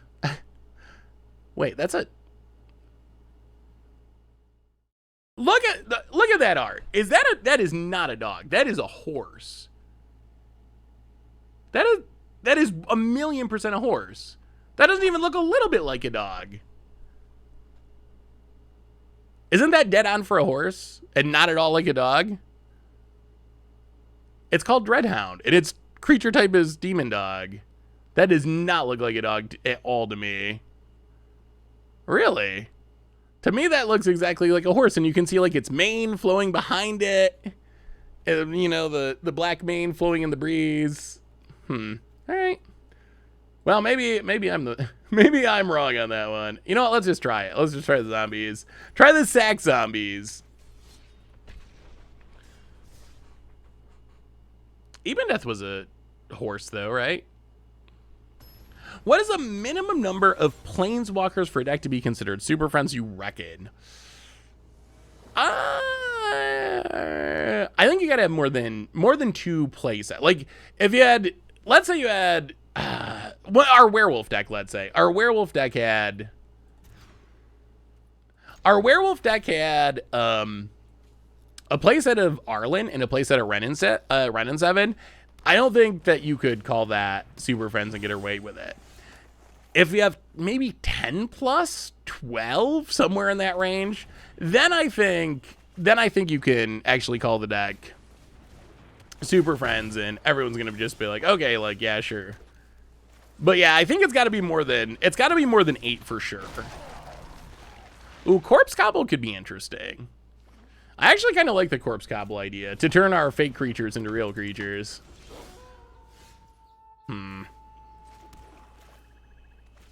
Now, let's do this.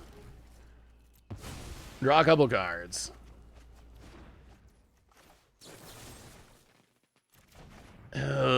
Gruel. So they're probably playing Dragon.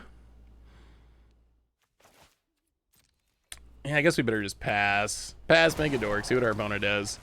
Opponent. Do you think 3 colors is viable? 3 colors is tough. I don't think it's 100% like not viable, but it is not easy to get 3 colors to work. Dragonfire. Well, I guess we gotta kill this. Opponent goes attacking. We need our synergies. We got these fake creatures. Arlen. Arlen. Okay. Arlen for value, I guess. Well, Tainted Adversary. Make some dorks. Attack Arlen. This is actual use of a decayed creature. We traded a decayed creature for a real creature. That is a trade up. How many Innistrad boosters did I buy? Oh, around 300, and I still need more mythics. Them going up to 20 mythics has definitely been an issue.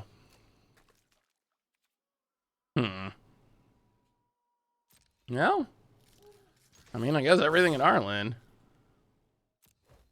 Oh, decayed. So brutal. Opponent blocks.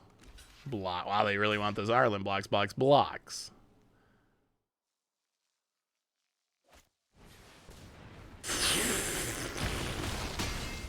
Flashes in a Goldspan Dragon and keeps the Arlen.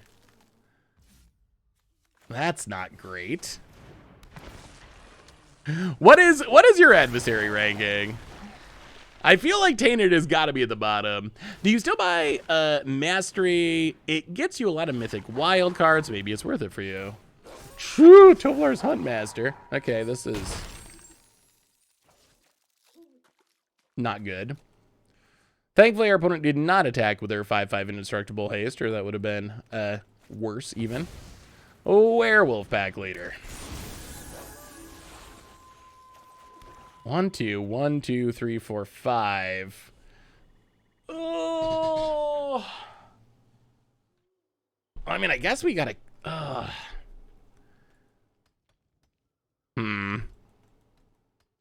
We really need to find a way to sack our creatures to steal stuff. That's what we needed. Corrupted Identity.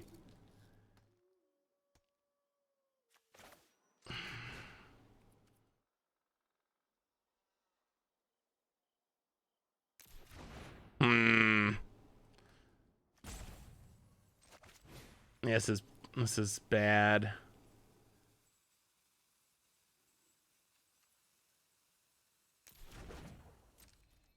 Well, everything in Arlen.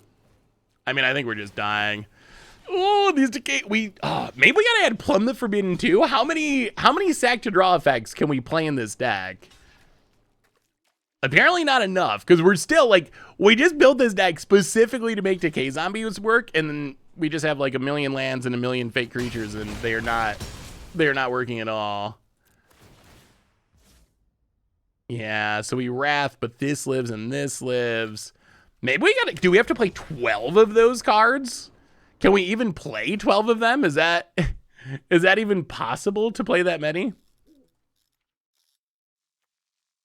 12 is so many. Maybe we do. Because in that case, the Decay Zombies felt like Decay Zombies. And by that, I mean horrible.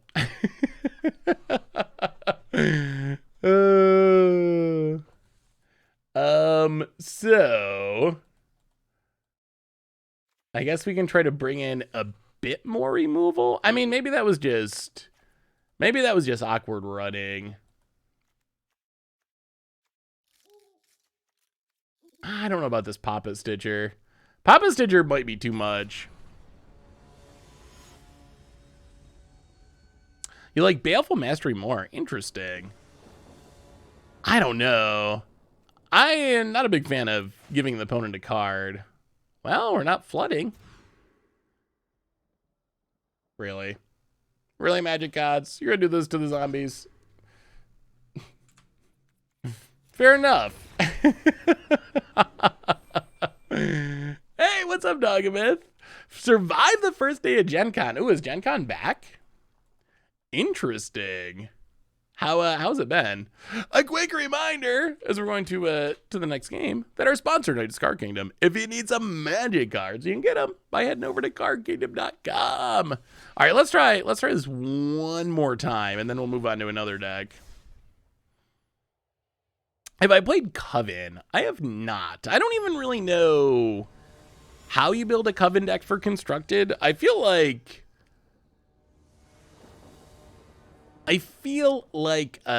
it's probably a sweet limited mechanic. Well, I guess we'll see if Papa Stitcher is a good card. Krim loves this card. I was surprised. Krim is all about the Papa Stitchers.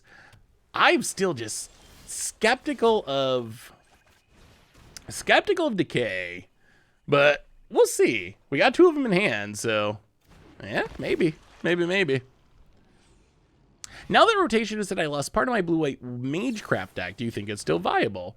Yeah, I think there should be a way to make blue-white Magecraft viable still. I mean, we have the Meathook Massacre, which is like a pseudo Blood Artist. But yeah, more Blood Artists would be good. Break Coven just, it's not very interesting to me. Oh no. Now we got the, boy. Well, the last couple of games of plan of playing Magic has not come to fruition. We've just not had lands or not had spells. Get it at ya. Yeah, I mean, pass the turn. Yeah, with the amount of mythics they have in sets now, it is really expensive to get all the cards. I think I still have a bunch of mythics to go, and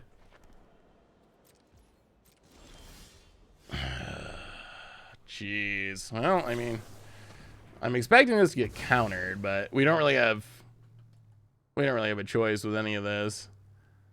Opponent, I'm gonna counter. We're gonna go to the next game because we just can't play Magic. Yeah. I'm doing well, Teneb. How are you? All right. Well, opponent playing the Dragon deck. I will say this Dragon deck seems to be, yeah. I don't know about Meathook Massacre in this deck. It has felt sketchy. Also not convinced on Papa Stitcher. We'll leave one in. Yeah, I like the dress art a lot too. Ooh, more Daggerbird in Historic. I think we can get more Daggerbird at some point. Oh, I mean, I fully expect that the reason there's more Mythics is because it gets more money for Wizards. If there's ever a decision Wizards makes and you are confused by it, it's usually a pretty safe bet to be like, what makes Wizards more money? And that, I think, is pretty safe to assume the reason for the decision. ANCO? Wait, what is ANCO an abbreviation for? About it. Passes. Well, let's run out Jadar. Start making some fake creatures. Pass the turn. Oh, Animal Collective. Oh, I don't know. I probably should have known that.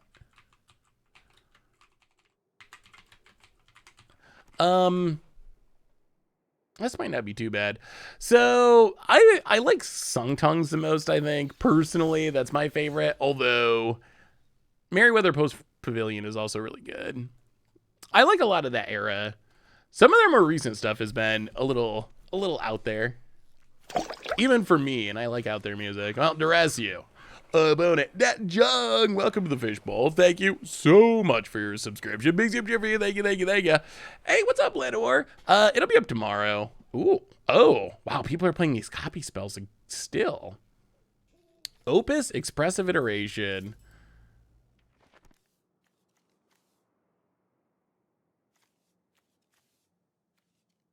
Prismari command. Oh, so this isn't dragons. This is some sort of spellslinger deck. Interesting. Or maybe there's dragons in there still. Huh. Now let's take Prismari command. Go to combat. Do some attacking. Hit ya. See if we can do this successfully without sacrificing this. All right, there we go. Deadly Dispute. Draw some cards, make a treasure. Combo. It's a combo. The synergies are adding up. And then Duress You. All right. That was a good turn. That was a good turn, Jadar. Doing things. Well, let's take expressive iteration. Get a fake creature, pass the turn. Strawberry Jam is sweet. Did you hear Panda Bear's a date with the homies? I have not heard that one. We haven't played any Teferi yet. So opponent finds a counter. And I'll go to combat, attack you. Grafted Identity is not looking super great with our opponent. Apparently not believing in creatures. I'll play the land, pass the turn, make it Decay Zombie. Yeah, the new dress art's really good. All right, there's the treasure. Opponent. We're actually hoping they play a dragon. If they play a dragon, we can Grafted Identity it. Yeah, Jadar's been pretty good here. Opponent. Even more lands. I don't go to combat. Hit ya. Lose the zombie. Get it back.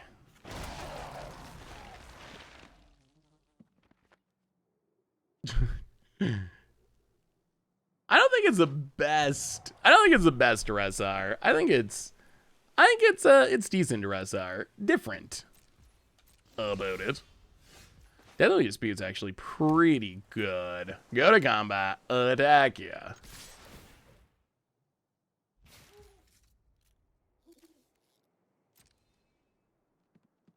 Opponent takes it. Down to 8.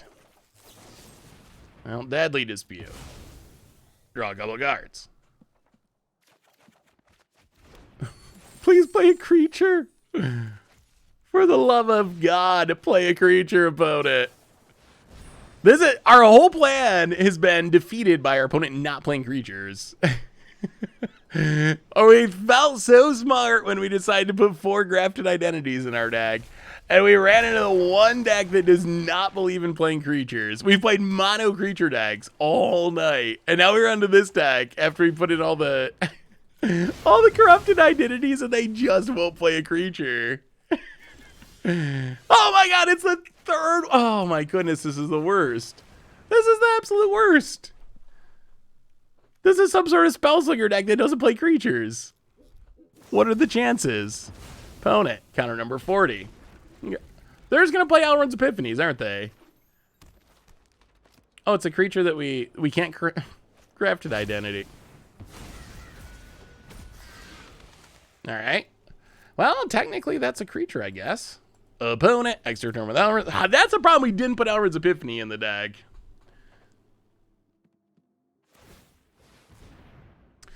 Opponent fires up a Faceless Haven. Goes to combat. Well, we will attempt to kill it. Opponent. Well, someone asked if we saw a control deck, and our opponent is attempting to be a control deck. Duress. We will cast it. Grafted Identity Tron. My assumption is this is the art for double feature, whatever it's called. Opponent, handful of counters. It's us.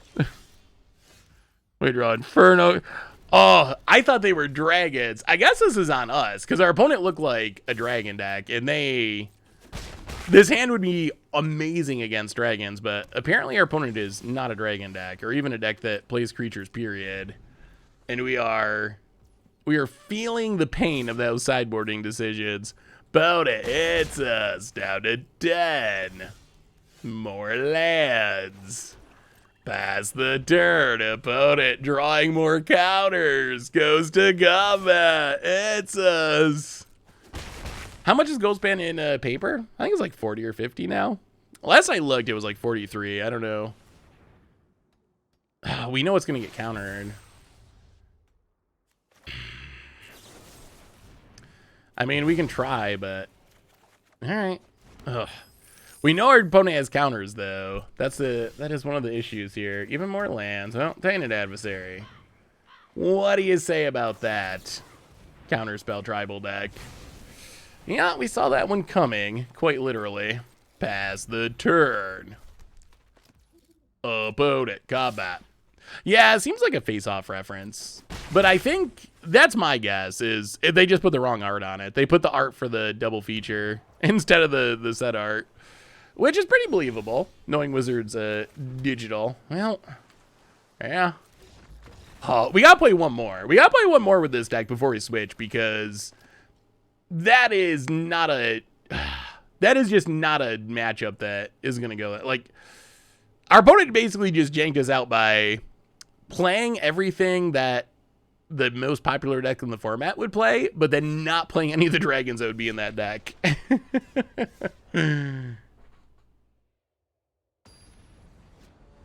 Oh, you're set, Silas.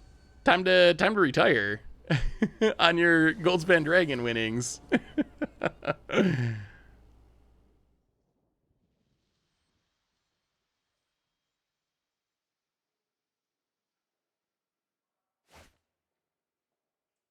Oh, we finally got a champion the parish, which I guess we can sack to a village rights. We got all the deadly disputes. Do we have a way to make some fake creatures to use with them is the real question. Jadar is actually nice. Well, champion of the parish. Go. Opponent. Untaps. This might be a matchup where we can see this deck actually do its thing. So what's next on the deck list? What are you feeling, chat? If only Leyline Tyrant was expensive. I pulled like 5 in draft. Yeah, that'd be nice. I remember that with Nexus of Fate. I tried so hard to pull Nexus of Fate out of treasure chests on Mono. We just could not do it. And then I opened so many Firesong and some speakers, and it's like the same distribution, the same rarity. The odds are exactly the same. Don't it, it says. Ooh, Poppet Stitcher too. Maybe we just run out Poppet Stitcher and wait a turn? Actually, I would rather... I think we... Alright, go to combat. Attack, attack. We gotta get our decay value. Like, that's what this is all about. Opponent. Takes it. No!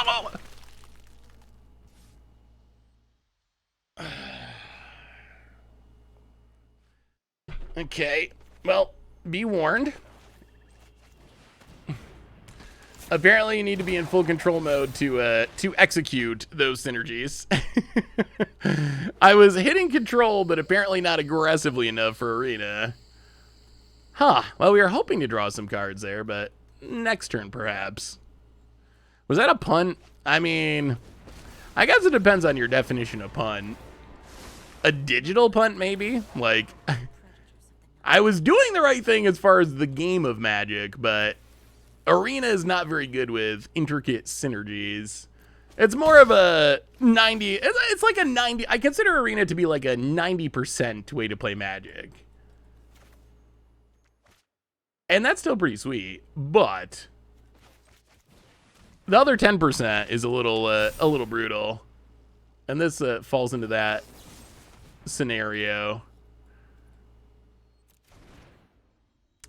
Well, let's see if Arena lets us do it this time. Attack Arlen. Oh, I don't know if I want to lose the champion of the parish. I guess we can grow it. All right. Attack Arlen. Full control goes away during... How do you actually do this without Arena sticking it to you? That's what happened. I hit control, but then it went to the next part of combat, and Arena's like, no, we don't want to let you do that. Oh, it went away again! The hunter becomes the hunter. Wow! I had to hit control. That is the third time to actually pull this off. Oh, what Arena needs 1,000,000% is honestly, it needs what Magic Online has. That is... A Synergy's actually sweet. It needs a real stop system. It just needs a real stop system. That would be... Oh my goodness, that would be so amazing. But that is my biggest request of Arena. Just have a real stop system. So you can just put an end of combat step. I need to sack my Decay zombie. You click the end of combat step, and then you sack your Decay zombie. Easy breezy, simple, functional. I don't know why they don't do that, because they have it. They already built the system for Magic Online, and it works amazingly. There's some things that Arena does way better than Magic Online, but shockingly, considering that Arena is 20 years late, 20 years newer, there's some things that Magic Online just does way better than Arena. Just click the Falsy thing. Well, let's kill the Werewolf Pack Leader. What is a Falsy thing? I like this Champion of the Parish Jadar Poppet Stitcher synergy. Like, we have a kind of cool setup where we're doing things which is growing our Champion of the Parish. We're finally seeing Champion of the Parish go off. Opponent. All right, going to kill the Poppet Stitcher on the way out. Okay. Well, grow the Champion of the Parish. Yeah, I mean, I guess you can just go into full control forever, but you shouldn't have to. You should just have a functional stop system. That would be the best. Huh.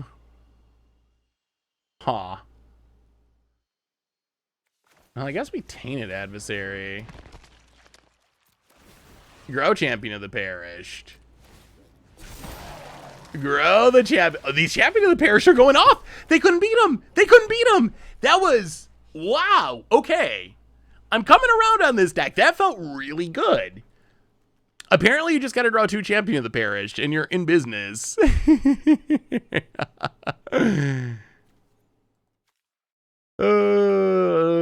right. That went really well. That went really well. Let's bring in this Bloodline Culling.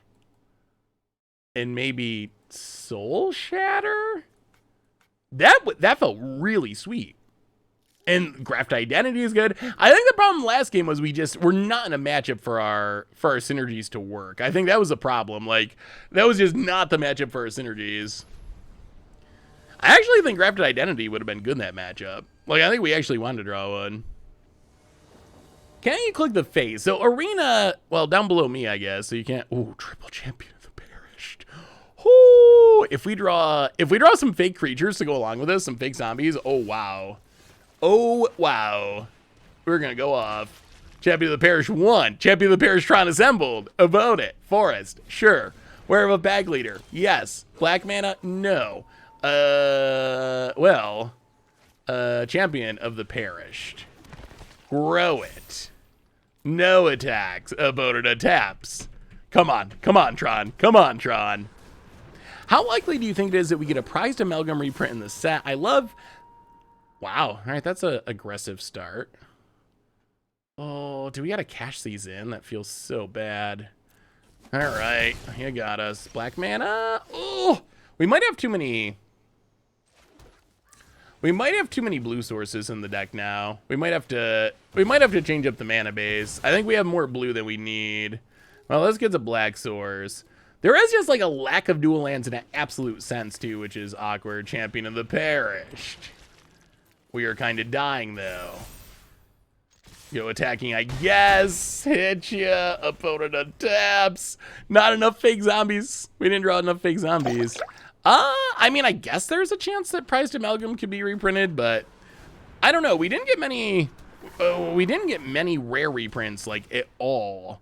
Motive, welcome to the Fishbowl. Thank you so much for your subscription. Big super cheer for you. Thank you, thank you, thank you. Yeah, opponent's off to a pretty fast start here as we were stumbling around on our mana. More Soul Shatters. Can't even kick it. Ugh. I feel like this should have been 2 mana. It really should have. Well, this game we just didn't make a fake creature.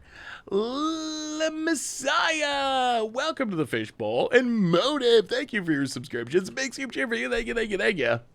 About it. Looking at our champion of the parish. Wow, we were so close to going off, but we're on the draw and we just... mana problems. Mana problems couldn't curve out. And no fake creatures. I gotta design a commander card for you. I'm gonna design a commander card for you. It'll be 3 blue. Saffron Elf, Human Wizard. You can cast this commander. You just probably won't. If you control an opponent named Tomer during the draw phase, draw an extra card and laugh at the opponent named Tomer. Tap, pay 3, put a artifact token named Panharmonicon into the battlefield. That would be the... Why did they go after the one that is... Oh, in case I could grow it at instant speed, I guess. Still no fake zombies. Oh, Reckless Stormseeker is like a legit card. It is a legit card. Yeah, we're dead, right? Opponent goes attacking. +1/+1 counter. Draws a guard. Well, block. I guess we're not literally dead. We're figuratively dead. Block, block, block. Untap. Now this is where Infernal Grasp is real bad. Well,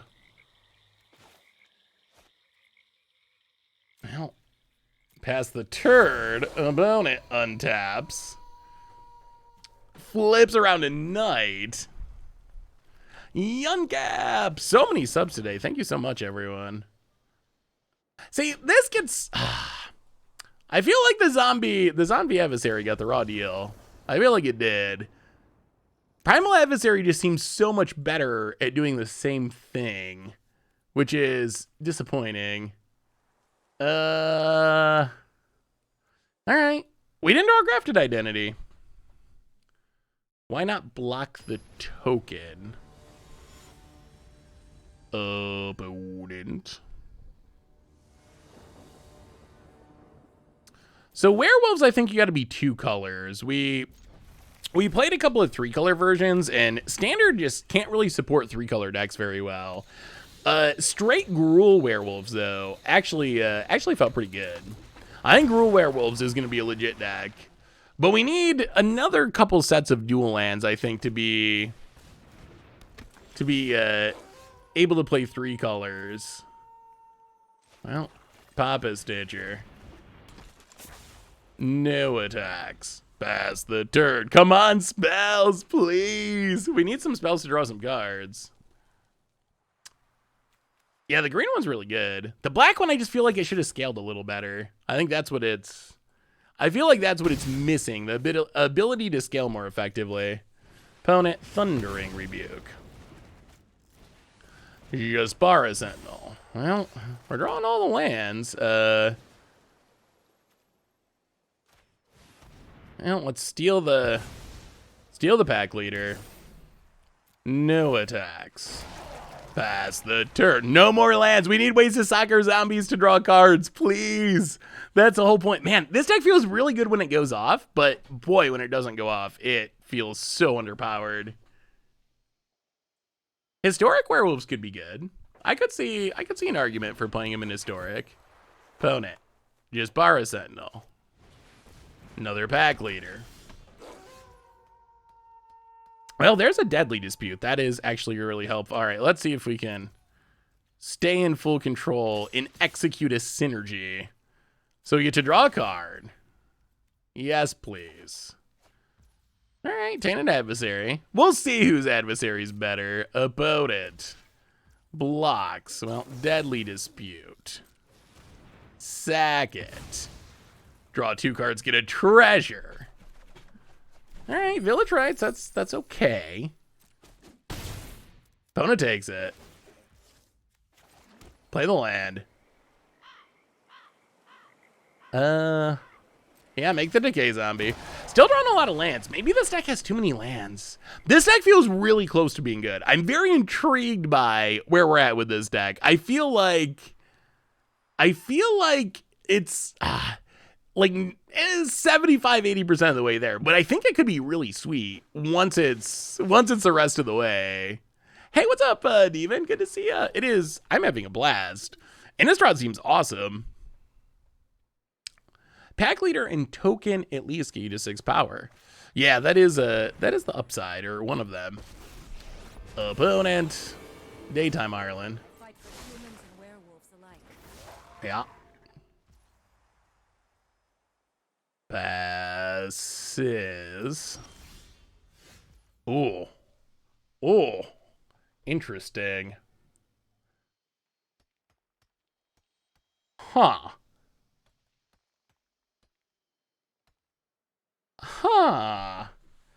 So what does this do? So we can... Huh. So we can sacrifice Jadar, draw a couple cards. Meat Hook Massacre away the board and kill Arlen? That actually seems kind of good. All right, Village Rights Jadar. Wow, it's kind of insane. We're going to finally see Meat Hook Massacre doing its thing. Play the land. Meat Hook Massacre. X3. Oh, so good. So good. Wipe out your board. Our grafted identity werewolf lives. 1,000,000 triggers from the massacre. Go to combat, kill your Arland. What a turn. What a turn for the zombies. Oh, that was beautiful. That was a beautiful turn. Opponent. Dovalar. Sure. And passes. 1, 2, 3, 4, 5, 6, 7. Well, go to combat, hit you. About it. Takes it. Down to 11. All right, bad adversary time. Yeah, that was a sweet turn. Yeah, there's not many animations anymore. Yeah, I think I would rather have card draw than more fake zombies here. Pass the turn. About it. I wanna leave with the Village Rights. We want to keep churning through the deck. Okay, this deck feels sweet, or like it at least has potential to be sweet. All right, that felt good. So that deck, I think there could be something there. Not 100% sure on the amount of lands, but the synergies are actually really sweet. The Decayed Zombies getting 1 animation each tilts me a bit. Yeah, you never know with arena and animations. All right, what are we trying next? You want to try Delver? All right, someone. Uh-oh. Hang on. Someone sent me a Delver list. Let me grab it. I don't think it's on the sheet, but people want to see Delver, so we will give Delver a try.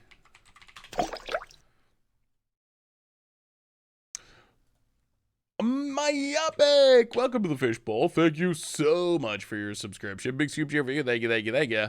All right, let us try delving. So this is Grixis. We're not gonna flip it though. I'm warning you. We don't have the luck for that. This is Grixis Delver from Dr. MF Mango. I will add it to the sheet. All right, so this is a Delver deck. People want to see Delver. Oh, we already played Werewolves. I'm sorry, Siridai. That's what we started with. So I think I don't know if we'll get in any more werewolving tonight or not. There's definitely, I will say, you should check out the YouTube tomorrow, perhaps, or shortly thereafter, if you want to see more werewolf action. All right, so this is a Delver deck, a viewer-submitted Delver deck. What's the idea of this deck? Delver of Secrets, a little 1-mana 1/1. If the top card of our library on our upkeep is an instant or sorcery, it flips into a 3/1 flyer. In Standard, there's not really a good way to fix this. We do have Otherworldly Gaze, which I don't know if that's a good way to fix it, but technically it is a way. It is kind of very much card disadvantage, but a little bit of filtering. It does trigger Poppet Stitcher and Sedgemoor Witch, and that's the other plan of the deck, using Poppet Stitcher and Sedgemoor Witch to flood the board with tokens, maybe flipping the Poppet Stitcher to make the fake zombies into real tokens with no abilities that are 3/3s and can attack. And that's basically it. Got some removal, got some card draw. Looks like a pretty solid list of Delver, I would say. So let's give it a shot. I'm a Delver skeptic. I've been upfront about that, being a Delver skeptic, but maybe it's gonna blow us away and it's gonna be insane. Yeah, Otherworldly Gaze I think is probably unplayable, but if your goal is to flip Delver, it is. Honestly, if all you care about is flipping Delver, it's probably the most guaranteed way to flip Delver in Standard. It is a really bad card otherwise, though, which is a bit of an issue. You don't really want to play a bunch of bad cards usually. No Delver, no keep. Ugh. Well, I don't know how greedy we want to go. We got good mana this hand at least. I really like the new dual lands. I think that's also something to keep in mind. I think 3 color combinations that have 2 of the new dual lands are going to be a lot better than 3 color combinations that do not have 2 of the new dual lands. So like I think Grixis is going to be a lot better than Jund, let's say, or whatever. About it. Expressive iteration.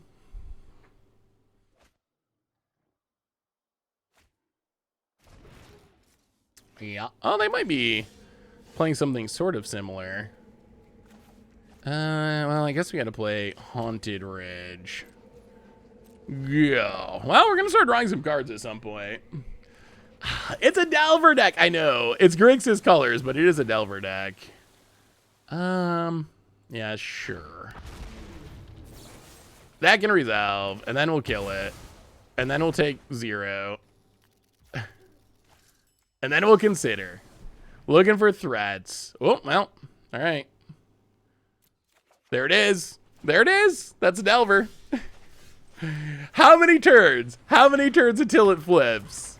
Boom. Delver of Secrets. The best 1/1 for 1 in Magic. Opponent. Looking at the Delver. Trying to decide if they care. Hall of the Storm Giants. Passing. All right, Magic Gods. All right. Show us the love. Show us the love. Boom. 3, 2 for 1. Blind flipped. First shot. Oh, broken. Delver's broken. I take it all back. Best thing in Standard. Down to 17. Oh, we didn't even play our land. We were too hyped. We were too hyped about delving to even play the land. We're going to counter that. About it. Delver, it's got to go. It's got to go. Auron's Epiphany, perfectly fine, but oh. So something to keep in mind about good old Delver Secrets. It doesn't beat the 2 Auron Epiphany tokens. We're stonewalled. Delver, it got off to a good start, but there are 2 birds on the battlefield, and the mad scientist cannot beat 2 1/1 bird tokens. Opponent, land on red. Kills the Delver. Sure. I think I'm sick of Auron's Epiphany already. Opponent, it says. Down to 16. We draw land. Expressive iteration. Huh. So we can't cast this. Yeah, 3 color mana is so clunky. You can even see here just a little thing. Like, we can't cast Saw It Coming this turn. Which I guess means we got to go Inferno Grasp in hand. Saw It Coming to the bottom. Even though that could stop a Even though I could stop the second Elrond's Epiphany, which is about to make us very sad. Yeah, yes, we would like to mill otherworldly gaze. Please, as quickly as possible. Go. Otherworldly Gaze might be the worst card I've ever seen in a standard deck, honestly. It's so bad. So it's 1 mana instant. Look at the top 3 cards of your library. Put any number of them back on in any order, and the rest into your graveyard. Sure. Yeah, sure. Unfortunately, we don't have any Elrond's Epiphanies decks. We don't believe in Elrond's Epiphany. Yeah, I mean, I think the Elrond's Epiphany is going to be like the Ugin of this standard, basically. It's going to be the, like, everyone hates it. It invalidates everything else that goes on before it in the game when you just chain them together. And, I mean, I just hope that Wizards learns from it. That's my hope, is that Wizards learns that if they're going to print busted threats, and they're going to have Goldspan Dragons, and they're going to have, powerful Planeswalkers, it's not like it was when they were designing cards 15 or 20 years ago. 15 or 20 years ago, people were playing a Goblin War Buggy and paying the echo cost of their Goblin War Buggy, during their extra turn. Like, well, I don't like, how much harm can you do in an extra turn when all your creatures are absolutely horrible and everyone's playing free counter spells? So I think that Wizards just has to realize times have changed. Extra turn spells were fine and fun for most of Magic's history, but Magic has changed with Wizards designing for best of one, doing the power creep thing. It's just, they're no longer going to be acceptable for standard, I think, which is sad because they have a long history in the game, and I hate to see that history go away, but at least for the time being, with Wizards' current design philosophy, I think that's the only choice, is just to straight up stop printing extra turn spells. I don't even care how good or bad they are, just like, the Magic world has changed. Wow, we are the luckiest Elver flippers. All right, yeah. Well, I guess I can honestly say that our Delver luck has been very good. We are 2 for 2 for blind flipping, which is never happened before in my life. About it. Did I throw together a spirits list yet? So I made one for the 30 under 20 article, but Smoldering Egg is a card that I think is actually, like, legitimately good. All right, so consider in hand, pop a Stitcher back, land on black, hit ya, go. So I made one for the 30 under 20 article, but I haven't actually, made a fully powered one. Opponent, I'm gonna take something. I wonder if this deck could be straight blue-black or straight is it? Just for the sake of making the mana work. Until we get a couple more sets of dual lands. Oh, well, there's the ended Delver. It did a bit of work before it died. I guess they're not going to flip the egg yet. At least not very well. Play this on blue. Fake zombies are real pests. That's the question. Probably real pest for now. Pass the turn. Yeah, it flips into a 4/4 that shocks. Way better than Gutter Snipe because it shocks any target. So you use it to kill your opponent's creatures, which is, I actually think Smoldering Egg is a legitimately good card. Hey Seth, what do you think of Curse of Silence? I think it's busted. Ooh. I've never considered it busted. So my thinking on Curse of Silence, and I have not played with it yet, is that it's probably a reasonable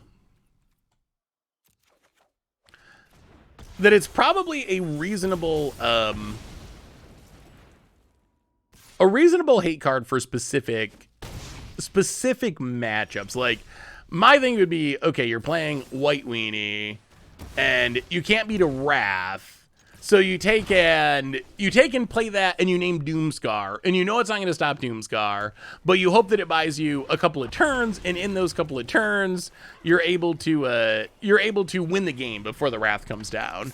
So I don't think that would qualify it as busted, in my opinion, but I do think it's a card that has uses. I mean, I could even see playing it against... I mean, I guess you could play it against Elrond's Epiphany. Especially if you were... especially if you were kind of desperate for answers, but I could see... I could see playing it to name Elrond's Epiphany. I'll go Dagon. About it. Takes it. Could have killed the egg there. It's only got 2 counters, though.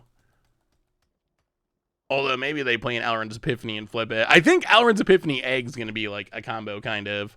Because Epiphany's 7, so you just get all the counters and flip into the dragon, and then during your extra turn, you cast spells and win. I think this combo's almost as well with Epiphany as Goldspan. Speaking of... speaking of the Goldspan... Well, counter it, hopefully. Fake zombie. Opponent counters back. Oh, things are getting worse and worse. Opponent. Oh, hits us. Goldspan. I'm sure it's Elrond's Epiphany in hand because it's always Elrond's Epiphany in hand. We draw Saw It Coming. Well, saw it coming. Yeah. Auto pay. I don't know why it keeps throwing us into full control when we do that. Go attacking. Oh, actually, is this... Oh, This might actually just be a punt on my part. Because they have Fall of the Storm Giant, which I guess I wasn't paying attention to. So we probably should not have attacked with the Pest because of Hall of the Storm Giant. We'll see. We'll see how it plays out. Opponent might be afraid to go for it, because if they do go for it, and we kill their Goldspan, then they get super punished. But if they got nothing else going on, maybe they will. All right, opponent. Wow, okay, just going to pass. Well, in that case... 2 damage, loot. Make a Decay zombie. More fake zombies. Multiple counters. Oh. Discard, discard. Untap. Sedgemoor Witch. That's the turn. Oh, the fake zombies always get us. I will say that I think Puppet Stitcher has lived up to my expectation of being not very good. Hopefully that changes because it's a sweet card and I'd love to have a Monastery Mentor. But I think, what do you think is more powerful? We have these 2 payoffs that are both 3 mana on the battlefield. Which would you choose? Just in terms of raw power. Opponent could have killed us. So they didn't know it, thankfully, but they actually could have killed us. What do you think is more powerful? Do you think that Puppet Stitcher or Sedgemoor Witch is more powerful? I think that Sedgemoor Witch is like X 100 times. Well, that's an exaggeration, but I think that Sedgemoor Witch is actually significantly more powerful. They do work well together. I just haven't. We've seen. I don't know if this deck has enough synergies to make Puppet Stitcher work. Like we saw Puppet Stitcher in the zombie deck. Was really sweet. In the zombie deck, we had these synergies where we're like triggering our Champion of the Parish, and then we're just sacking all the fake zombies, to draw a bunch of cards, to trigger our Champion of the Parish. Those kind of synergies are really good.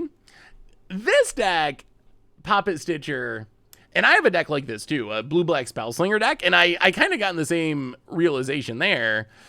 It's kind of like, I don't know, like, it just doesn't seem to do enough.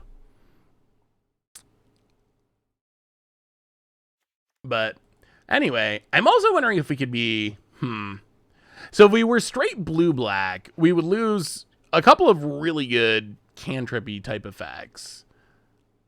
If we were straight blue-red, we'd lose Sedgemoor Witch. Ah, that's tough. Ah, the mana's so clunky, though. I wonder if they give us more dual lands in the second Innistrad set. I feel like Stitcher is a sideboard card against Esper control and people bring out their removal. I could see that. Although I wonder if just Witch is better. Like, if that's a goal, I wonder if 1/1s that you keep on the battlefield are better than 2/2s that can't block and you can only use one time. I'm honestly, I would lean towards the 1/1s, honestly. Although I guess, like, the upside of Poppet Stitcher is eventually you'll be able to... Let's go 3 in a row with Delver Flips. Burning Bush, welcome to the Fishbowl. Thank you so much for your subscription. Big super cheer for you. Thank you, thank you, thank you. I think the upside is eventually you'll hopefully be able to flip it around. And once you're able to flip it around, then you're in business. Then you're able to keep your tokens around permanently. So that, I guess, especially on the control sideboard, that would probably be the...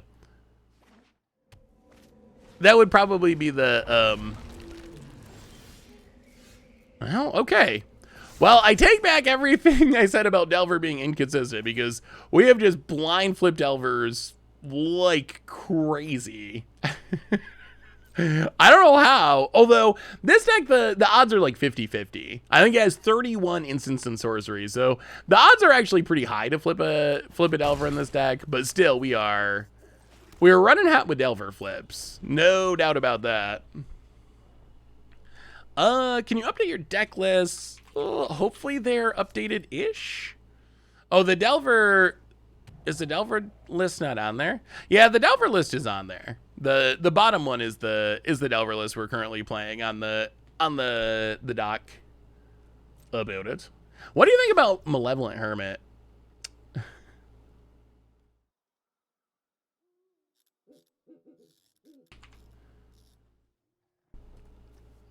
Definitely looks like Peppy McBoyle. I think I used that joke before, but it really does. That was the first thing I thought of when I saw this card. Opponent, it's us. Down 18.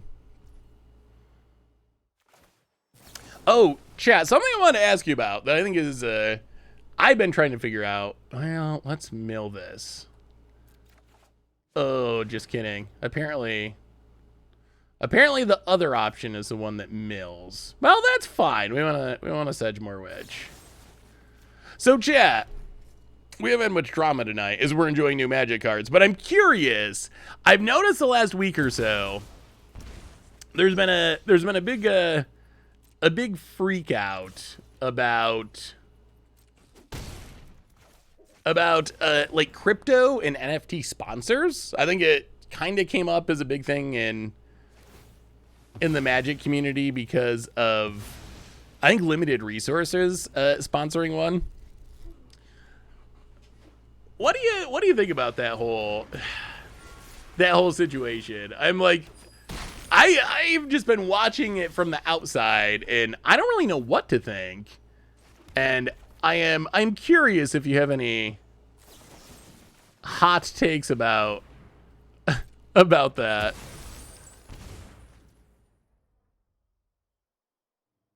Consider the following. I might start doing that. Yeah, I mean, I guess I'm sort of desensitized to sponsorships because I feel like everything I listen to is sponsored. So I will say, other than the sponsorship being long, which, you know, some people use longer sponsorships than others, but other than it being a long sponsorship part, I didn't immediately think, oh, it's, you know, there's something wrong with this company. But I really don't know anything about the company either. The Geist returns. Non-creature spells can't be countered. That's actually kind of relevant against our hand. Opponent. Oh, that's actually nice. Can't be countered, but can be killed. Out of here, Geist. And pass the turn. Now we're the control deck. Opponent knows about the Disdainful Stroke. Moonville Radiant. We will stroke that dragon. Opponent passes. We will saw it coming. Foretell. Go. I think we got it. We're going to crim him. We're going to crim him. We're going to crim him. I have always been super... Personally, I don't really like sponsorships. I know they're a necessary part of what I do, but I have, especially for me personally, I have always been very uncomfortable with being sponsored personally by companies. I don't know why that feels different to me. I've also been like amazing. I've also been amazingly lucky to have like Card Kingdom, which is a place I was buying Magic cards before sponsoring Goldfish, but oh wow, that's unfortunate and probably deadly. Definitely deadly. Huh. Well, maybe we shouldn't have countered the egg. Maybe we should have let the egg go.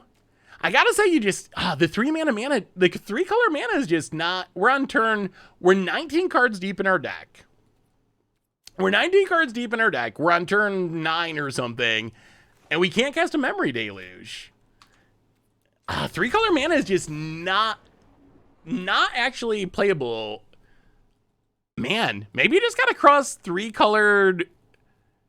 Maybe you just gotta cross 3-color decks off your list. I wonder if that's the kind of standard we're heading into, where you just, if you have a sweet idea for a 3-color deck, you figure out how to make it a 2-color deck. Because I feel like that's been a constant theme through every 3-color deck we've played. Is basically 3 colors has just been a problem every single time. Hey, let me see, Halfwing. Esper Awakener, eh? That looks fun. What is a Static Awakener? Sacrifice a creature, draw a card, transform. Huh. That's not a card that I actually even really considered. What do you... Huh, that is definitely a wacky brew. So it's kind of Esper Control-esque. I think a big part of the problem is, wow, and you're even playing colorless lands. I mean, at least you're a color combination that gets 8 of the new duels. I think that goes a long way. I think color combinations that have 8 of the new duels have a shot compared to if you have to do it with Snarls and Pathways in one of the new duels. Oh God, is your life rough? It is real rough. We will not, okay. So our Delver luck has officially run out, and now we got 2 of them. Stacking up the Delvers, playing the blue manas, hitting you for 1. If these Delvers flip, about it. Well, consider this. Opponent's going to use Siphon Inside us and probably steal some removal. Wait, put in the graveyard. No. And Delver. Okay. Well, the Delvers flip. That's good. We play this on red. We hit ya. This is where Delvers can be good. Like this, we just got to protect him for a couple of turns. And these 2 Delvers are going to get us the victory. Like, it is going to happen. I think Pathways are great in 2-color decks, but I think they're pretty bad in 3+ color decks. Snarls are just, I've been anti-Snarl for a long time. I've been anti-Snarl before they were Snarls, back when they were the Innistrad dual lands, or whatever we wanted to call them, but yeah. I'll counter it. Oh, that's our Infernal Grasp, isn't it? Oh, no, it's not. All right, opponent, down to 7. Can you answer the Delvers? The Insectile Aberrations. Opponent. Thinking. The snow-covered duel's coming to play tap, though, like 100% of the time. Baleful Mastery lets us draw a card. Okay. Thank you. Infernal Grasp. Well, let's Expressive Iteration. Well, there's all the lands. So get a few lands. Play a land. Huh. You know what? We're just going to let that go to waste. We should have done the other way, I guess, because we want this red mana for the Prismari command. Lolth. Well, 2 damage. Loot.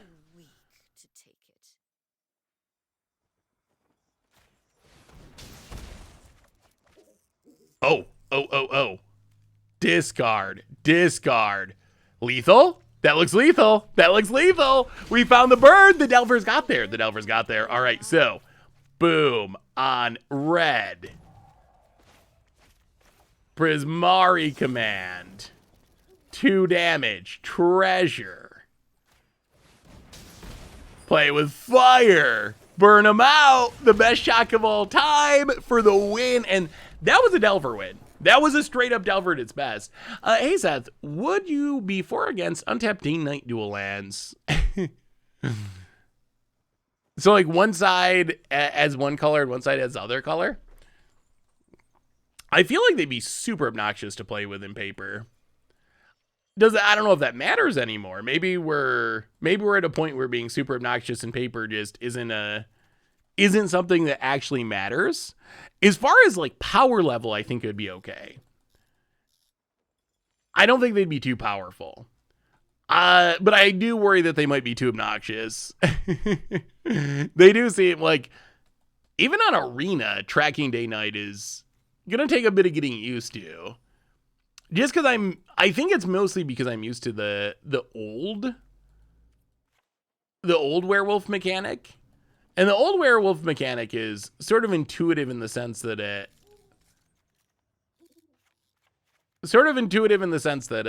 that it's on the card. So best shock is Starfire. Okay. There's arguments for it. It grows the Goyf, which that is relevant. Scrying 1 is pretty nice though.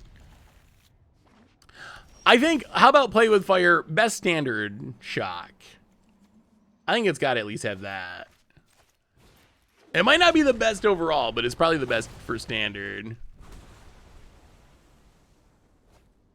Opponent. I think Massacre Grizzlebrand's really good, and no one is giving it any credit, but I actually think it's like a legitimately good card. It's in a little bit of awkward colors for Commander. Like, black isn't the best equipment colors, but I think it is a good one. Yeah, let's wait. Let's Haunted Ridge. I don't think we're just gonna run Sedgemoor Witch into a counter. Opponent passing.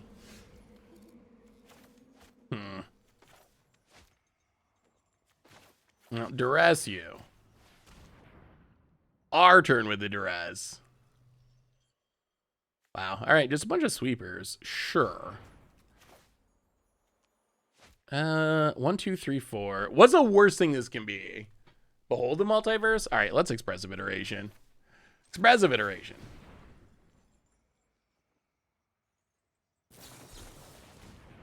Fair. I'll play the land. Pass the turn. Next turn, we can witch and try to at least somewhat protect it.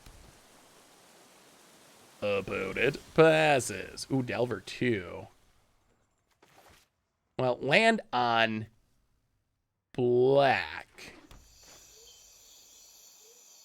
Delver. Go. Opponent. Gonna flunk the Delver. Sure. Hey, let me see. Erroneous. Decay's Delver. Well, all right. Huh. This still gets flunked, doesn't it? Yeah, let's saw it coming. If we get empty-handed, then...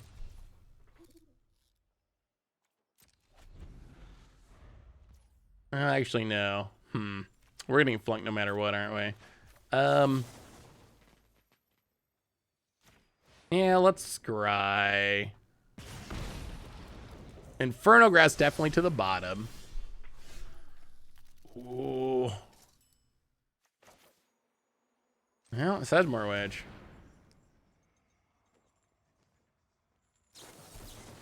Oh, okay. Yeah. Oh, opponent has this Hall of the Storm Giants, too. Wow. All right, opponent. Draw land for once in your life. So, Decaying Zombies. Let me see, Tiki Man.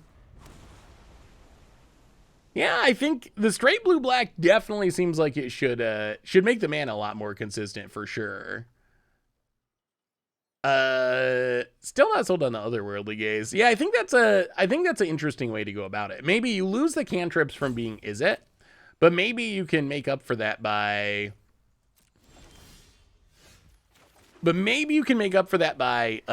going into the like sacrifice black card draw. Add more treasure producers.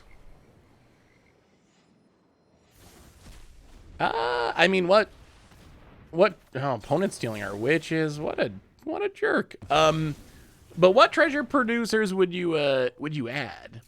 Like, I feel like treasures are also sort of like a temporary fix, but I mean, treasures are certainly helpful. But I'm not sure. I don't think you can play bad cards to try to make treasures to make your bad mana better. I think that's a trap. Well, I guess we gotta let this go. I feel like we're gonna lose to Hall of the Storm Giants here. Opponent. But yeah, I mean, we've actually, partly by luck, but we've actually done fine flipping Delver. All right, more lands. Gonna hold on to them in case we draw. Oh, we're gonna lose this Hall of the Storm Giants, though. Sure. Get a land. Opponent. Yeah, Magmatic Channeler is a card that I think could be pretty good. Well, consider something at least.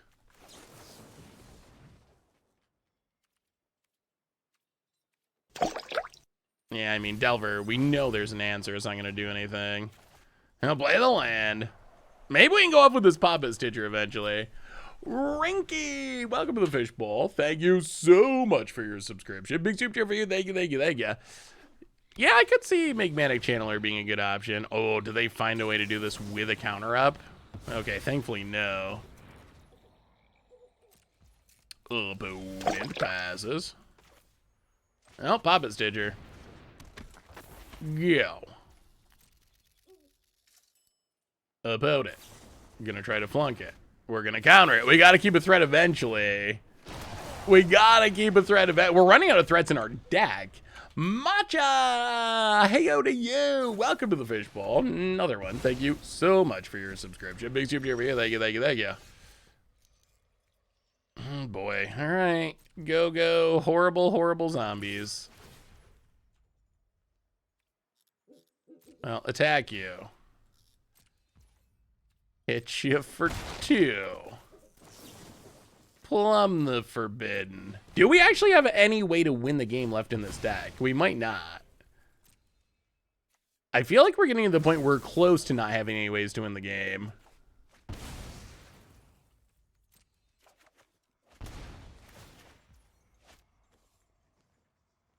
So, Delver, Sedgemoor Witch, Sedgemoor. So, no Sedgemoor Witches. 2 Delvers. Well, there's a couple of Papa Stitchers somewhere, I guess. Oh, the worst of the worst. Put it into your graveyard. No. Consider. Well, all right. Go, Delver. Flip and win the game somehow, buddy. Opponent. Another removal spell. Well, we will sack the... We're seriously running out of things that can even theoretically win us the game. Draw a couple of cards. Land. And more. Well, Inferno Grass can kill all the Storm Giants at least. Opponent plays a Sedgemoor Witch. Well, we will kill the Sedgemoor Witch. Also going to cost us 5 life. Oh, come on now.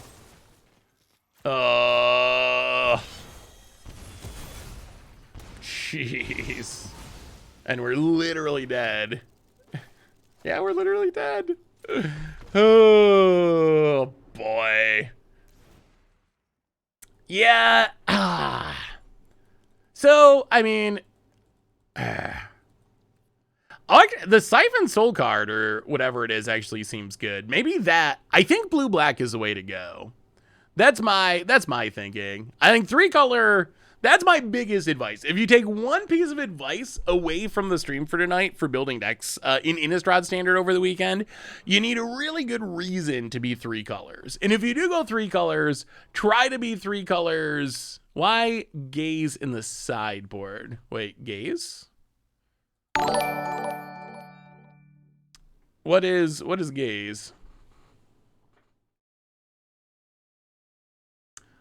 What is Jeff's list for what? Shimishi Nesmith with the $3 donation.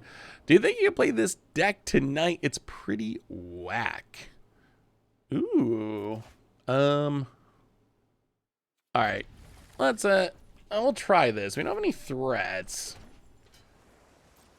That deck does look look pretty whack, Naz. That's for sure.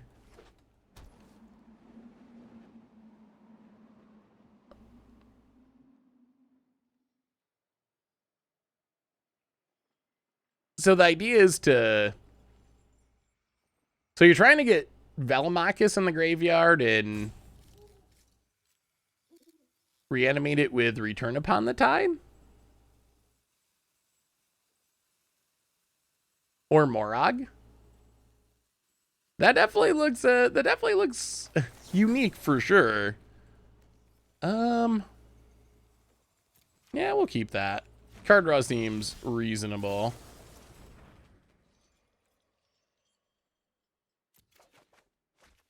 Draw the land. Shattergall's Smashing Depth. We'll see. We'll see. I don't know how many decks we'll get to, Naz, but that does look like a really sweet list. Thank you so much for the donation, by the way. Definitely appreciate it. I'll play the land. Foretell.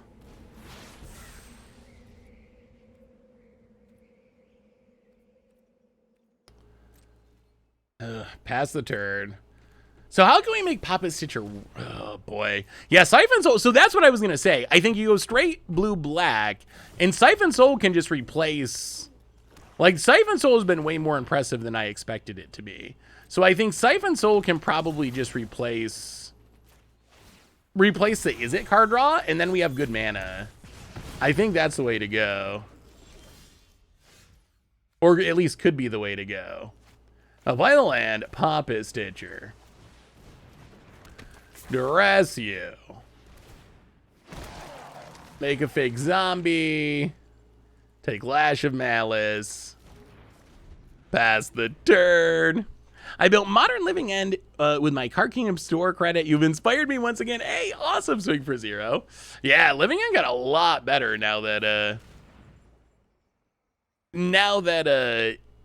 Modern Horizons 2 came out. Siphon Insight. Yeah, that sounds correct. Whatever this card is that our opponent keeps casting, I feel like that could probably be a reasonable replacement for...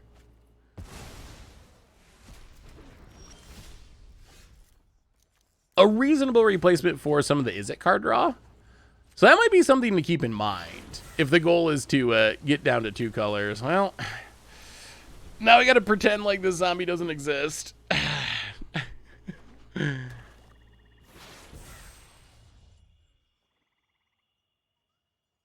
feel like Siphon Insight has quite a few matchups where it's not hurt more than help.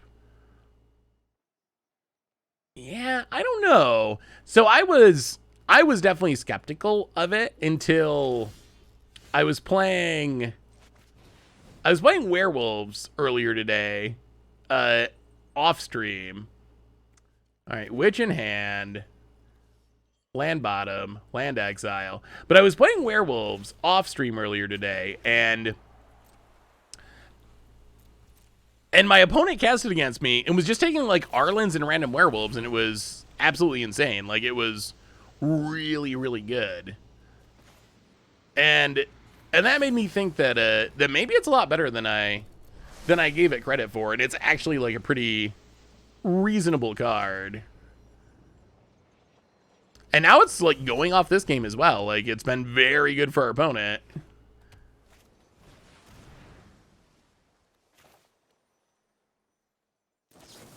Well, try to counter. Opponent counters back. Oh, no, kills the zombie. Did they just kill a fake zombie? They killed a fake zombie. Okay. Opponent kills a fake zombie that we weren't even attacking with for several turns. Oh, that was actually like some of the best use of a Decay zombie in this deck. I think that's that's about as much as you could hope for. Yeah, that's been my impression too, is that initially when I saw it, I thought Siphon Insight was probably pretty bad to mediocre. But now that I've seen it in action, I'm coming around on it actually being at least reasonable.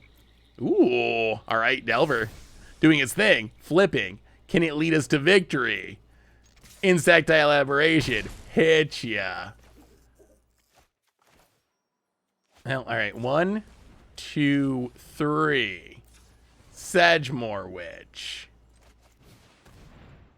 Opponent.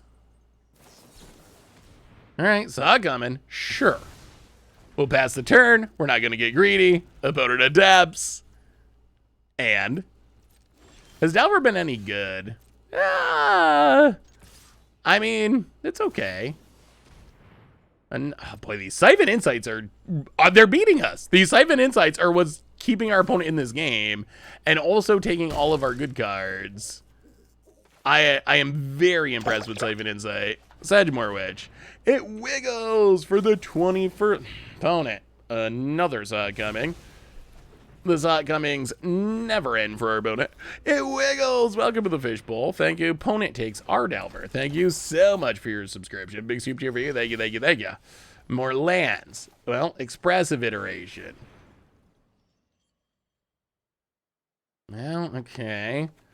Prismari command in hand. Land. Play the land. Go to combat. Attack you.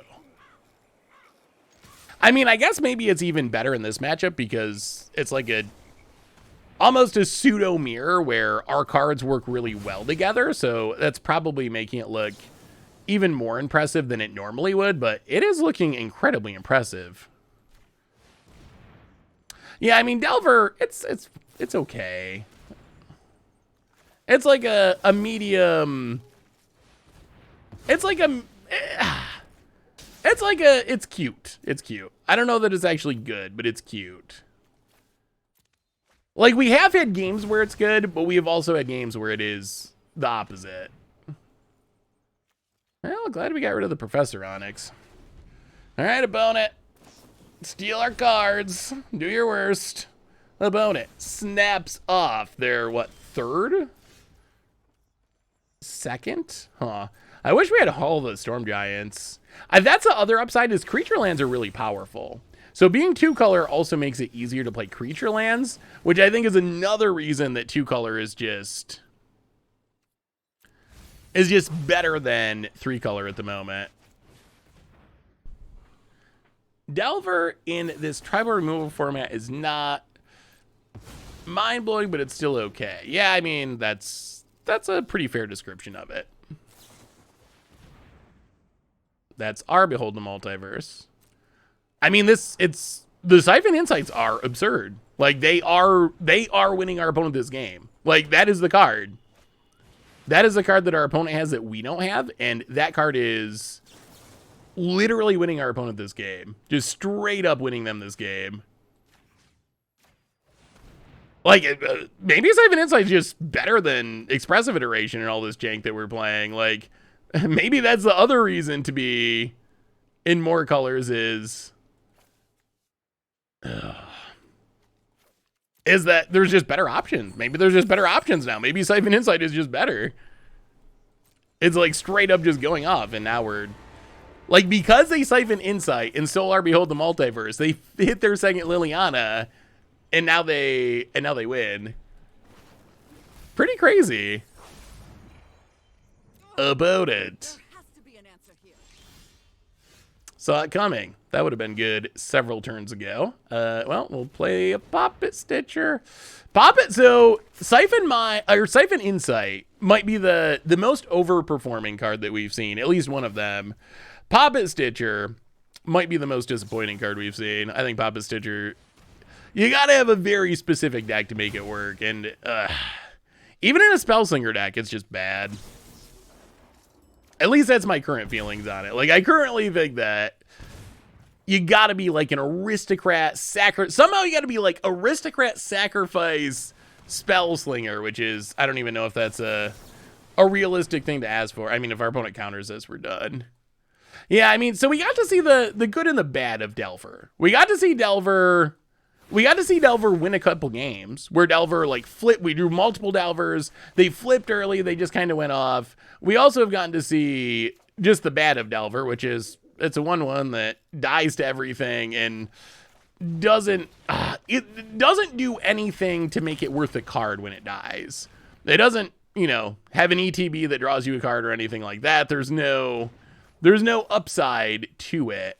So we got the full Delver experience. I'm glad we tried it, and we got to see it be cool sometimes, but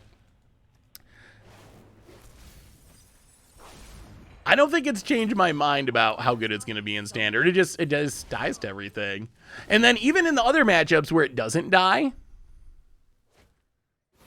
like, it's only a 3/2. I think the problem is we don't have the support pieces. Delver's clearly a good card. It's the best card in Legacy. Or in the best deck in Legacy. Yeah, I think this is just super over. Alright, we untap. We play a Sedgemoor Witch. Opponent counters again. Of course, saw it coming. I feel like they've hit every... Have they hit every saw it coming? And then half of our saw it comings as well? Yeah, this is not a position we can win a game from. We don't have a way to kill Liliana. Yeah. Well, that was a full Delver experience. Spice Lord MTG, welcome to the Fishbowl. Thank you so much for your subscription. Big super cheer for you. Thank you. What are the best support cards for Delver? In Standard, you just want a lot of spells. There's nothing that, this deck that we played, the viewer deck we just played, went super deep as far as trying to flip Delver to the point of playing cards that are pretty bad in every scenario except flipping Delver, like Otherworldly Gaze, which is basically a dead card unless you're trying to use it to set up Delver, which I don't think you want to go that far to get a 3/2. Not enough of a payoff. But yeah, so in older formats, you got Ponders and Brainstorms, and then you also have all the free counter spells, because how you want Delver to play. We saw one game where Delver did what you want it to do, where we played 2 Delvers, we flipped them by blind luck, but we flipped them really early, and then we're able to saw it coming, duress you, and just kill you quickly before you get a chance to recover. So that's kind of the tempo play pattern where Delver's at its best. A lot harder to pull off in Standard, because you don't have a way to consistently flip it. And if Delver is flipping on turn 4, because you have a couple lands and you hit a Poppet Stitcher, then that's not exciting. People are playing Arlens and attacking with 5/5s and just doing all kinds of big bad things by that point. There's Goldspan Dragons and Galazeth Prismaris, and then your Delver, even if it's a 3/2, it looks pretty silly. So you got to be able to flip it early, but then you also got to be able to close out the game quickly because your opponent is going to break out through your answers. So yeah, Decay is interesting. All right, let's do one more werewolf game, and then we'll probably have to. Oh, we got so many more decks to get to, which I think is actually a good thing. Actually, you know what? We'll try Naz, we'll try for our last match. We'll try a match, and I can't promise you it'll go well because we're getting to the end. But for the last match, we will try Naz Smith's viewer submitted pretty wild looking reanimator deck. So not 100% sure what this deck's trying to do. I mean, I think it's trying to reanimate Morag in Velomachus. I'm not sure if there's something more to it that I'm not seeing, but what I'm seeing looking at this deck is it's trying to get stuff in the graveyard with Suspicious Stowaway, with Ludovic, and then hopefully use Return Upon the Tide to reanimate a Velomachus or a Morag. I think the hope is maybe you have like first day of class, and then Velomachus could reanimate a Return Upon the Tide to get back a Morag, to get back something else. I think that's what the hope is.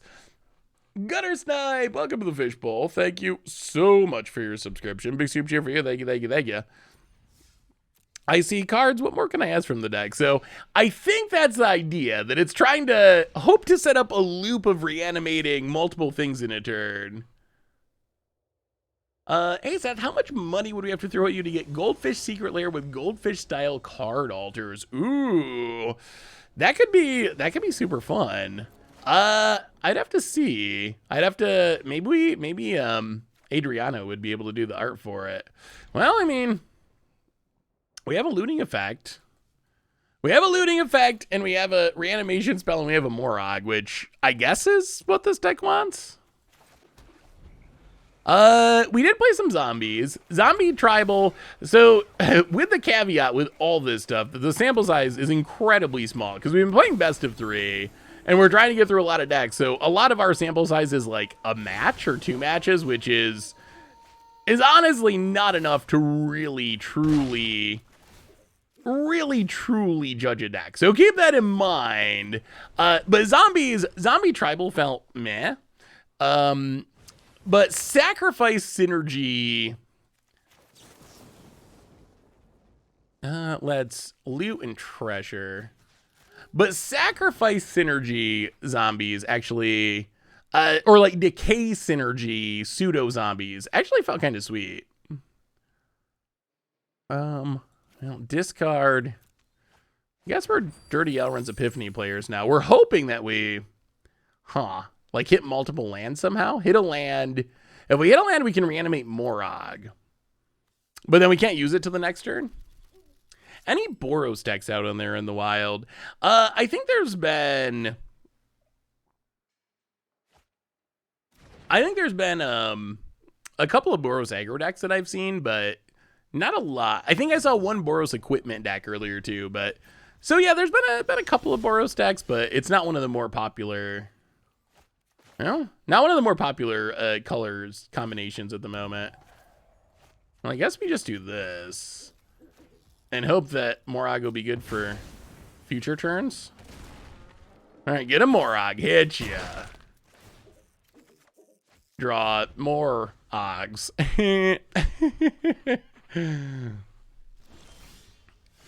Oh, more reanimation. All right. No land though. Yeah. Well, go to combat. Okay. Well, maybe just reanimated Morag's enough. This is no crazy shenanigan. This is just reanimated Morag, but maybe just reanimated Morag is going to be enough to get this win. Oh no! Don't tell me you can kill a 7/6 somehow.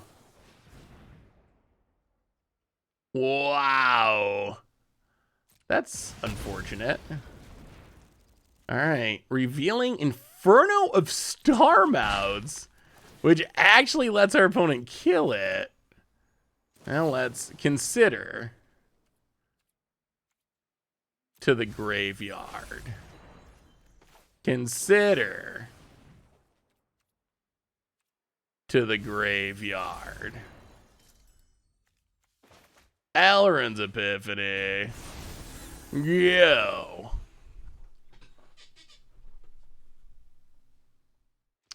Willow Geist being played with Asmo because every single Daredevil trigger will grow it. Yeah, that is a good way to grow a Willow Geist. That is kind of scary. About it.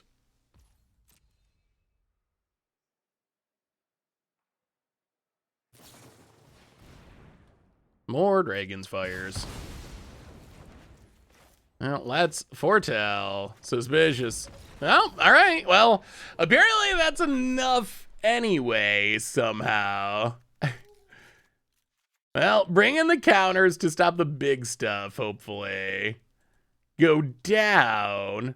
Well, I mean, the reanimation plan worked. I'm actually shocked that there's not more graveyard hate running around. That is the most shocking part to me. I put a lot of graveyard hate in a lot of my sideboards because I was assuming that there would be graveyard decks, but there doesn't actually seem to be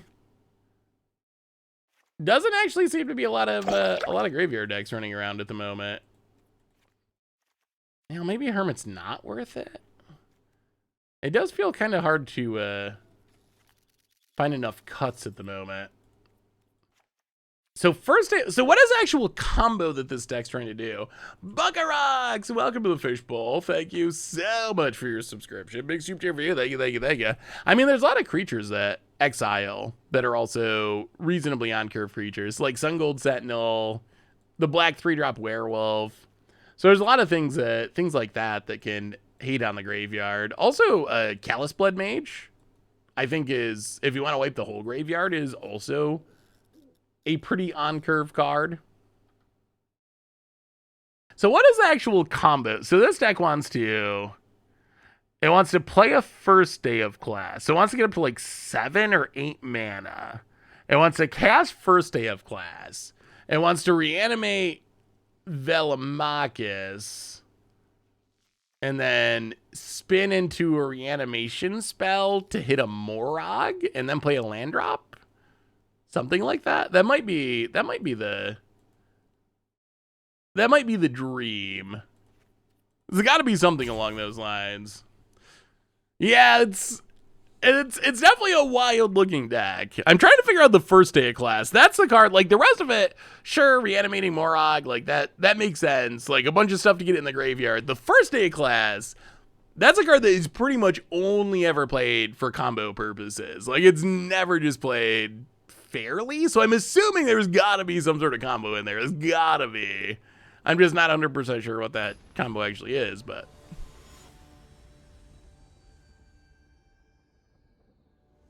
yeah, I guess that's true. I always forget about that part of lessons, that you can just use them to rummage. All right, Blackhammer, can you stop our reanimation?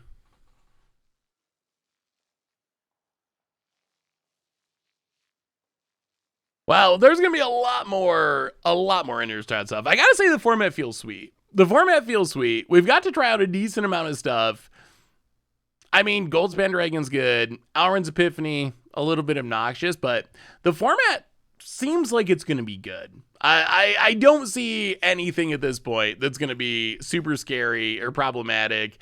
I think that Alrund's Epiphany is a card that people are going to complain about. Whether or not it is actually a card, especially in best of 3, that actually is a problem is another story. It is counterable. You can interact with it with sideboard cards. So best of 1 and best of 3 are so different. A lot of things that I think are problematic in best of 1, I tend to feel like in best of 3, you can probably figure out a way to make it work. But I also don't blame people for not liking extra turn spells after Nexus. But other than that, like I feel like Standard's going to be really good. Goldspan is super powerful. Would you play Vintage if it came to Arena? Yes. Except I don't even want to think about how much it would cost. Assuming that you could somehow buy it similarly to a standard set and get a deck at a super expensive but possible price, then yeah, I would definitely play Vintage. I would love to have Vintage and Legacy and Modern and all that stuff on Arena. That would be amazing. Well, all right. A little salty rope, maybe. All right, we'll do one more with the reanimation deck. Hey, what's up? What's up, Caleb? I guess first day of class, grab a mascot exhibition and swing. Wait, I don't think we're playing mascot exhibition though. Or is this arena dying? Is that our opponent not playing or arena dying? All right, one more reanimator game. One more, because we didn't get to play that full match. Oh, or else maybe we're done because arena died again. No? I don't know. Oh, actually, DG Devastation. I had that happen to me earlier several times. What I found out is I haven't had this happen during the stream once somehow, and I was really afraid it was going to, but it didn't. But if you just sign out of Magic Online and sign back, or Magic Arena and sign back in, that seemed to fix it, at least for a while. So that would be my advice. Just log off real quick and close down the client and then get back in. And in theory, that should let you start joining games again.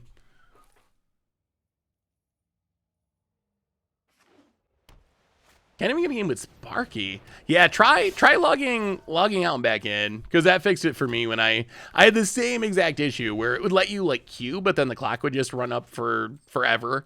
And I tried all the different events and none of them would let me do it. So then I just shut down and turned it back on and ended up fixing it. So hopefully that does it for you. It's always I gotta ask y'all. So is it normal every time you have an update in a new set or a release for a game that everything breaks? Like how normal is this in the world of non-Magic video games? Because I don't really play a lot of non-Magic video games. Like when other games have updates or have new sets, like, do you expect that they're not going to be functional for a few days afterwards, or is that kind of the exception? Abnormal to an absurd degree. Okay, it's normal. It varies from developer to developer, but generally doesn't happen. Okay. So you would say, in general, you would think that the releases on Arena go worse than most other games? I mean, because I expect when you're releasing new stuff, there's got to be some bugs. So I don't really think there should be, or expect there to be like literally zero bugs. That's probably not a realistic expectation. But it also has always struck me as weird that we constantly have, like, every release, it seems like, for a few days or at least a couple of days, like, everything gets super, super, super wonky.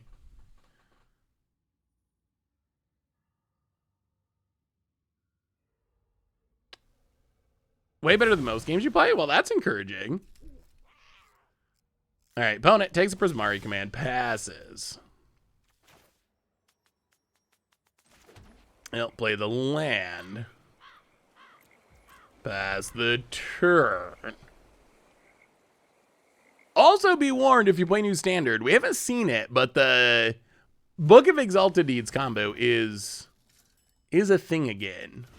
So that is something to be aware of. Play your Field of Ruins if it starts to catch on. Our opponent could be playing it here. Well, kill Luminarch Aspirant. Loot.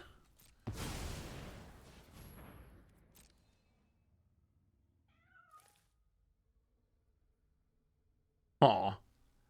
Is Velomachus even good here? Cabria takedown. Yikes. Oh, that is a very large number of land cards from Magic the Gathering. About it. Gonna hit us for a few billion. Wow, we're super dead, right? 3, 6, 7, 8, 9? Ooh. Oh, if we had discarded it, well, I guess it wouldn't have mattered. We were animated, but then we still die. Yeah, all right, we're dead no matter what. Well, let's see if there's a sweeper in the sideboard. See if we can reanimate one more time. All right, Meat Hook Massacre in. That seems pretty good. First day of class. I think I'm gonna cut first day of class because I don't understand what it's trying to do completely. And then Alrund's Epiphany, so we can sleep at night. That seems good against White Weenie. I don't know what you need to give -4 to exactly in White Weenie, but that is a good removal spell. All right, let's see if we can reanimate something. Velomachus can hit another reanimate spell to grab a Morag for another combat. But you don't need first day of class for that, do you? No, okay. We got a Prismari command for looting, which helps. What was the best deck played so far? Ugh. We haven't gotten through as many decks as normal because we've been playing best of 3. I think that possibly Gruul Werewolves, although I think the Decay Zombie Synergy deck was maybe the deck I'm most interested in at this point. I don't think it was all the way. I mean, obviously it's not all the way there. It's the set just released a couple hours ago, but that was the most interesting. That was the most interesting deck, in my opinion, and I feel like it has some actual real potential. Well, 2 damage, loot.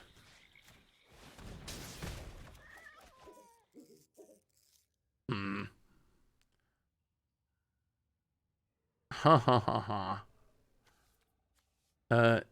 Discard. I guess discard. Pass the turn. Opponent. Redain. Well, Foretell. Pathway on black. Go. Yeah, I guess we should have. You're right, we probably should have foretold. Return about the... Return. Well, kill Redain. Raven Feeblement, I guess, is a pretty good sideboard card for White Weenie. About it. Takes me Hook Massacre. Well, Field of Ruin. Thin the deck. I mean, technically we should be waiting, I guess, until they activate it, but I think we're activating on their turn anyway because we needed some non-land cards. Non-land Magic the Gathering cards, please. About it. Untaps. Professor of Symbology. Sure. Wow, they're actually playing Lessons. Meat Massacre. I am surprised no one's... I guess I haven't either, but Dream Devourer was a card that I thought had potential to be really good. And that's one of the exciting things about rotation is we can reevaluate all these things again, and maybe it will be time for Meat Hook Massacre to actually be really legitimately good. Or... not Meat Hook Massacre. Dream Devourer. But maybe it's time for it to actually be really good. So I think that we are going to need to... So bad, but sure. Yeah, you got us. You got us, opponent. We will not cast a card for the next turn. Academic Formation. Hey, so Big Fan just won a huge upset in mid-draft with a Spectral Adversary with 3 counters, blowed a massive Sigarda swing, left them vulnerable to my Flyers. Ooh, that is awesome, Blue. That sounds amazing. Well played. What did they name? Well, I guess Meat Hook Massacre is kind of ghosted out. All right, Suspicious Stowaway. Pass the turn. Opponent. Wait, was that really you, daddies? Did we have the full... No. Wait, so one stream viewer was playing another stream viewer randomly in draft? And one was doing the blowing out and the other was getting blown out? I've never seen that before. That would have been too good. I was gonna say, what are the odds? What are the odds that actually happened? About it. Passing. Well, we draw Velomachus. Well, it's Massacre. So hit the board, gain a bit of life, get a dork. I mean, I guess we're winning like a janky control deck at the moment. We need to get this Velomachus in the graveyard, and then maybe we can do things. Professor of Symbology. And getting a lesson. I guess if they get Mascot, I'm surprised they're playing. I'm surprised they're playing all these lessons instead of real sideboard cards, but get some Mascot Exhibition. Ooh. Ooh, okay. We will discard and draw. Time to go for it. Return upon the tide, Velomachus. Spin it to win it. Prismari command. 2 damage. Loot.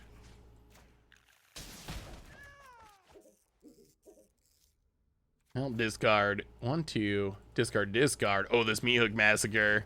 This Meat Hook Massacre might be good. That's our answer to this Mascot Exhibition, and it doesn't kill the Velomachus. Opponent. Yes. Yes, yes. Now we're safe. Meat Hook Massacre is being good at the moment. How do you get so many rares and mythics from the set? Oh, Silas. Many, many US dollars. I think so. My afternoon today was spending $300. I still have some gems left, but I spent $300 on packs and cracking many packs, and I still don't even have everything. I'm to the most depressing point. So the last deck I wanted to build, for some reason I didn't have the Black Adversary. I opened like 200 packs and I didn't have Black Adversary. So I need the Black Adversary for the zombie deck. So I was like, all right, I got to get the Black Adversary. How do I do this? I got no mythic wild cards. So I went back and bought another 50 packs, and I opened the 50 packs, and I'm opening them 10 at a time, and they pop up, and they're like all 20 gems, and maybe like a single card, like a single mythic in there. But after another 50 packs, I managed to fill the vault and get enough wild cards to get the adversary I need. But it's very depressing when you get to the point where you just like open 10 packs, and it's like 20 gems, 20 gems, 20 gems, 20 gems, rare wild card, 20 gems, 20 gems, and you're like, oh my god, I just spent so many dollars on this, and all you did is give me these gems. Yeah, if I didn't do streaming and content, I would not interact with Arena the same way that I do. If I wasn't doing streaming and content, I would spend some money. I don't imagine myself being a fully free-to-play player, but I also don't imagine that every set release I would try to essentially get every card on a release day and just spend the money for it. I mean, so you can sort of get the cards for free as well. Actually, I guess we should just Suspicious Stowaway. You can sort of get the cards for free just by playing a lot, but free is, yeah, it's definitely not designed for people who need all the cards. I think it seems more designed for people who just want. I honestly think it's designed for people who want to play casually. Like, I think that is Arena's goal, is to be for people who want to play casually. If you want to play a few hours a week or whatever, and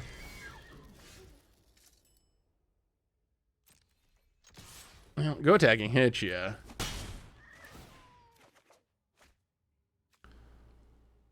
Huh. Discard a Meat Hook Massacre for now. Shipwreck Marsh. Pass the turn. But I think it's designed for people who play casually. I think that's who gets the best value out of it. Like, you only want a deck, or you play, you know, just with what you have. Kind of like when Magic first started, and the idea was people wouldn't have big collections, and you play with what you have, and, you know, borrow from your friends, and it was fine that Black Lotus was busted, because you might never even see a Black Lotus, because what are the odds that anyone in your play group had one, or maybe one person has one copy, so how big of a deal would it actually be? So I kind of feel in some ways, as frustrating as it can be for me, having to spend a lot of money to get the sets that I need, in some ways I could see the argument that Arena is trying to go back to that era of Magic, which is probably not a bad thing necessarily.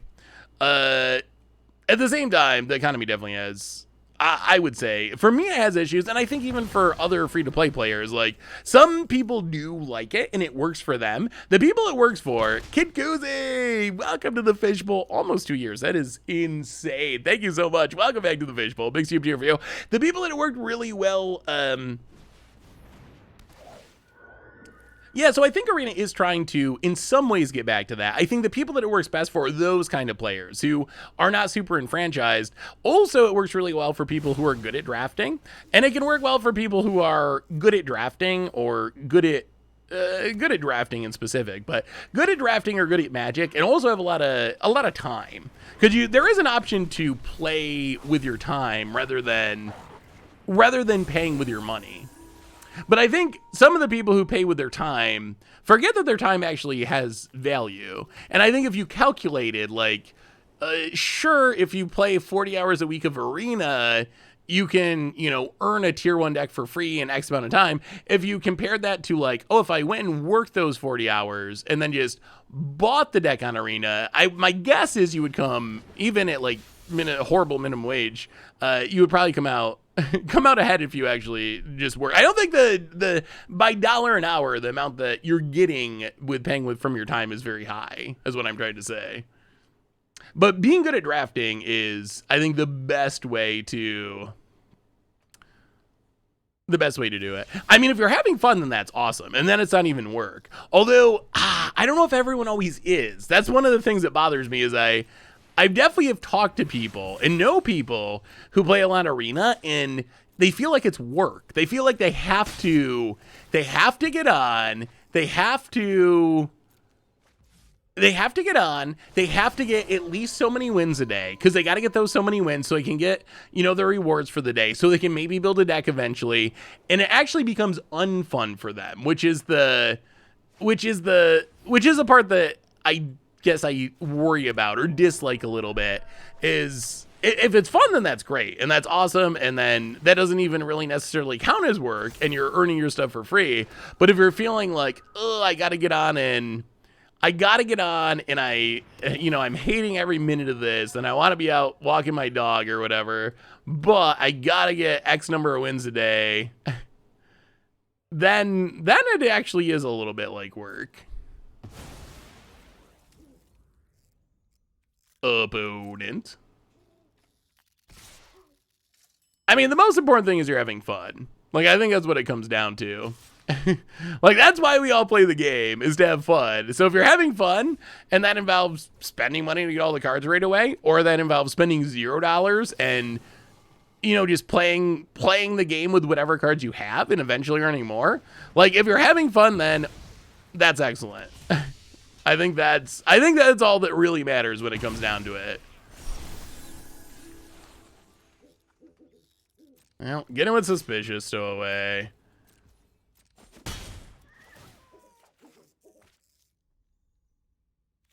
Loot away, return. Pass the turn. We want to get in a position where we can attack with Morag or when we attack with Velomachus and not lose it, ideally. And I mean, that's kind of is for me, Silas, too. Like, I am not someone who who would enjoy... I'm not someone who would enjoy playing mono red for 2 months to earn rewards to try to build another deck or something. Like, that wouldn't be enjoyable. I also, like, not being able to experiment would really drive me crazy as well, which is another reason where I kind of feel like I need all the cards.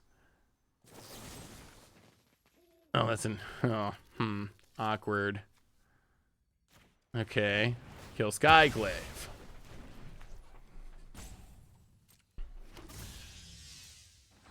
About it. Names. Academic probations.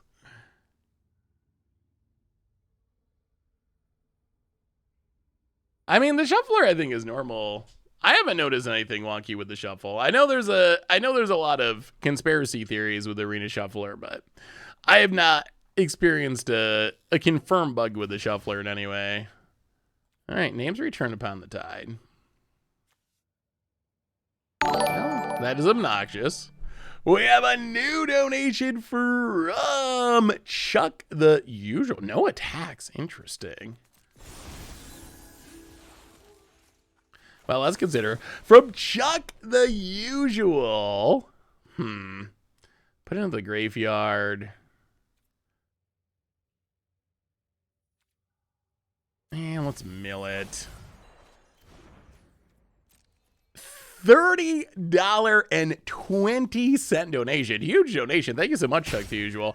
There's one thing that saves hundreds of arena slaves from drudgery: unlocking the easy part of the queues with your 30 under 20. Oh, well, I hope that those decks are helpful. I think there's some sweet ones in there. The thing I noticed with this edition of 30 under 20, and I was pretty happy with how the decks turned out, but I did, for Adventures of Forgotten Realms, I also did a post-rotation 30 under 20. So there's a little bit of overlap there. There was, like, I think a few decks, like Giants showed up a couple of times, and the dice combo deck, because I already made a whole bunch of post-rotation decks. So there's only so many $20 decks you can make without them getting really janky and, like, not really having any theme and just being piles of cards. But yeah, hopefully they're helpful. You can find them on the site if you're interested. Looking for, like, super cheap, almost no rares or mythics. Anyone can play them. Decks to play, like, casually on Arena or in paper. About it. Getting in with the Flyers. Okay. But opponent's playing this incredibly carefully. Hits us. Plays a Faceless Haven. Plays the Angel. Tutors up an Angel. Well, go Velmakis. I wish we could get more cards in the graveyard. I don't think we can. We gotta kill the Legion Angel. So kill Legion Angel.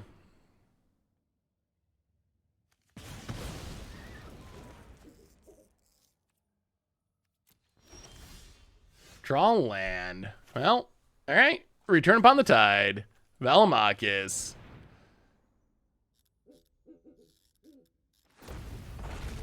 Go to combat. Attack.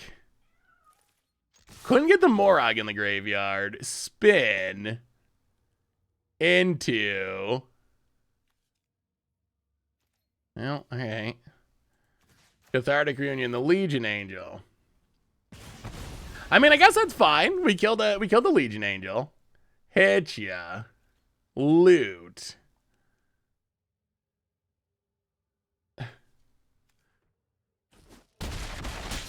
Just finished playing a game of draft where I got too greedy with Massacre Grizzlebrand. Oh, that is a draw. That is a draw. Pass the turn. Okay.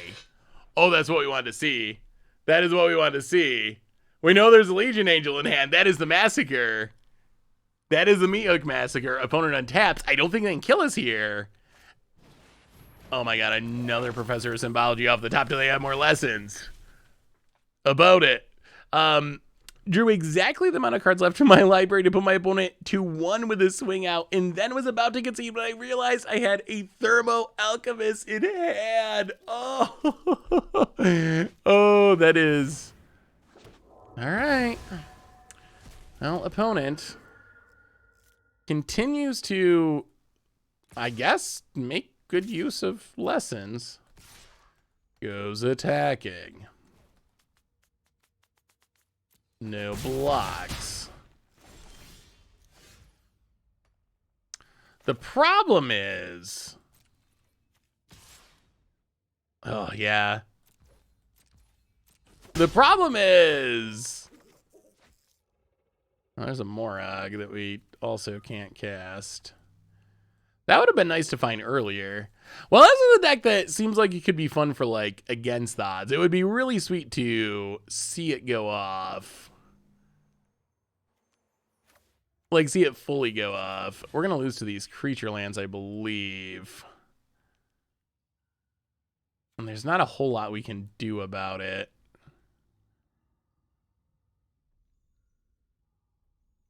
Actually, maybe we go X1. If we go X1, then we can blow up a creature land. That might be the best.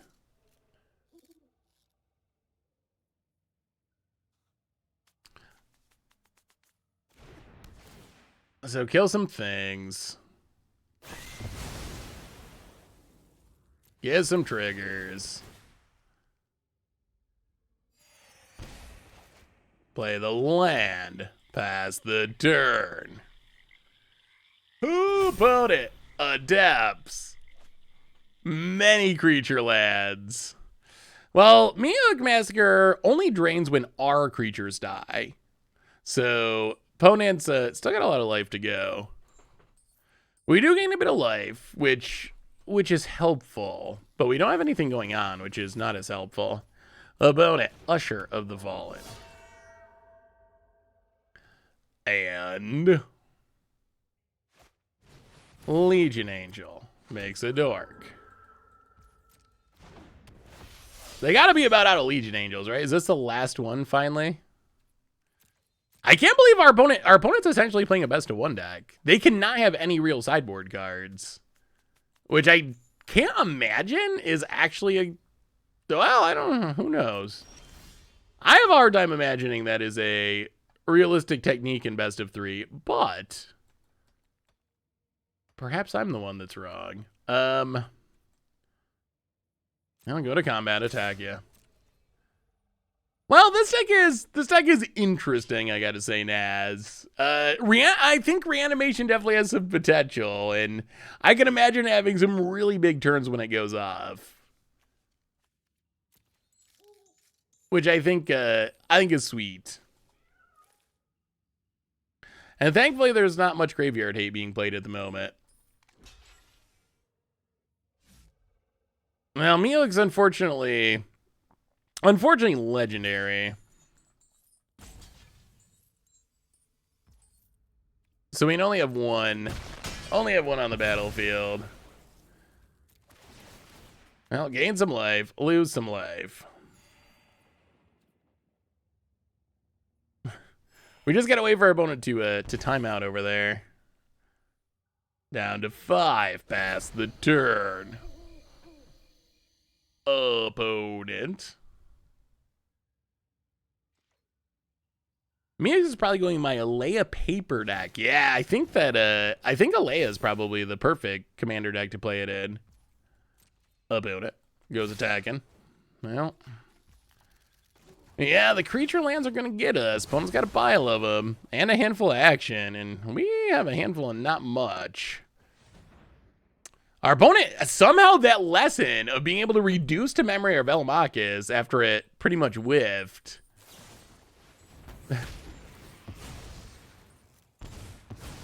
That was the swing.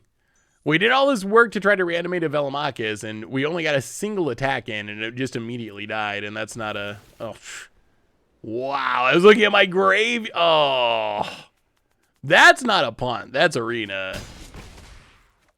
We were looking at the graveyard, and then it popped the library up over it, and and proceeded to kill us. Oh, okay. Oh, play the land. I mean, I guess the end result is just us being... Could have had another land out of our deck, which would have not been a bad thing. Yeah, that was really strange.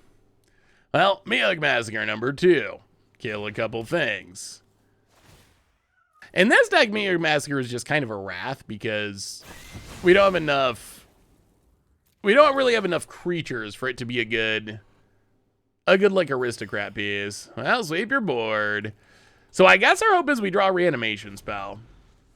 And we get back Morag, and Morag can somehow lead us to victory. About it. Faceless Haven goes attacking. Hits us. We're dead. Almost on board next turn. About it. Yeah, something that makes a lot of creatures like a pest deck could take advantage of it this way. And this deck, unlikely to kill the opponent. It's just kind of essentially a wrath. Yeah, try restarting Giraffe. I think that's a bug with Arena that's happening at the moment. And if you restart, at least for me, restarting was able to fix it. More lands. Pass the turn. Dying to creature lands. About it. Plays a land. And...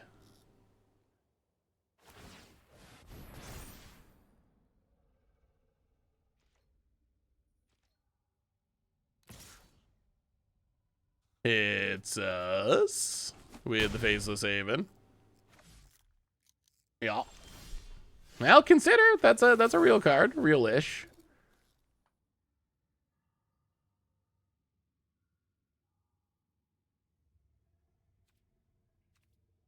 Graveyard.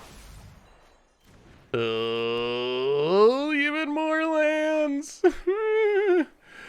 Too many lands. All right. About it, lad. We're not dead yet, but I don't know how we get out of this. Is there a way out of this? About it. It's us. Oh, down to 1. The Massacres. This is the horror movie where that one girl always escapes. That's like the horror movie trope that everyone dies and there's like the one prettiest girl that gets away. That's the part of the horror movie in right now. We're massacring with the cleaver and got body parts hanging in our kitchen, and she's running away to tell the cops, and we're about to get arrested or killed by a cave of the frost dragon. About it. Thinking very hard for some reason. Redane. Huh. Not sure why they were thinking about that. Seems obvious. Oh, another land. And well, that's a kind of a sad way for it to end. But Innistrad Standard sweet. Innistrad Standard super sweet. We got to check out a bunch of decks, and there's a bunch more decks to check out in the future. We got so many that we didn't end up getting to, but I think that's a good first take. So what did we learn tonight overall? And I think Werewolf seemed good. Siphon Insight, I think, was the card that seemed most impressive from other people casting it, honestly, and I would say Puppet Stitcher would be least performing or most disappointing. Although, after all that, where we ended up with the Sacrifice Zombie deck is kind of what I'm most intrigued by. And I'm still not sure that it needs Puppet Stitcher. It still might need more lands. But this is the deck that felt most interesting when it was going off. And the Champion of the Parishes, and make the fake zombie decay token to trigger Champion of the Parish and then sack it to draw cards. This deck I want to work with more, and that's the deck I'm most excited for. Although I would say Werewolves are probably number 1 overall. I haven't actually played any Control tonight. So, I mean, if you count Is It Dragons as Control, that's a good one. Otherwise not really. Blue-Black is a Control deck that we played against that seemed good, kind of the same as Standard 2022, but On that note, everyone, I think that brings us to the end of our early access, well, pre-release day, release day stream, not early access anymore. So we will be back on Monday with some more streaming action, playing some more Innistrad, of course, probably standard, but also we got new cards to check out in historic and in modern. So yeah, come back Monday for some more fun. In the meantime, there'll be stuff going up on the YouTube. There will be a replay up on the replay YouTube tomorrow, so check that out as well. And one more reminder that our sponsor tonight is Card Kingdom, and they're pretty awesome if you need some Magic cards from Innistrad Midnight Hunt or anywhere else. Yeah, get it from cardkingdom.com. Even get a free goldfish sticker. Let them know that you want one. Most importantly, thank you to all of you. Seriously, y'all are amazing and awesome and spectacular, and I love y'all. Seriously, thanks so much for hanging out tonight. Check it out, new Innistrad. We'll have more fun with it on Monday. So until then, have an amazing night, everyone. Have a great weekend. Seriously, I love y'all, and yeah, see you on Monday.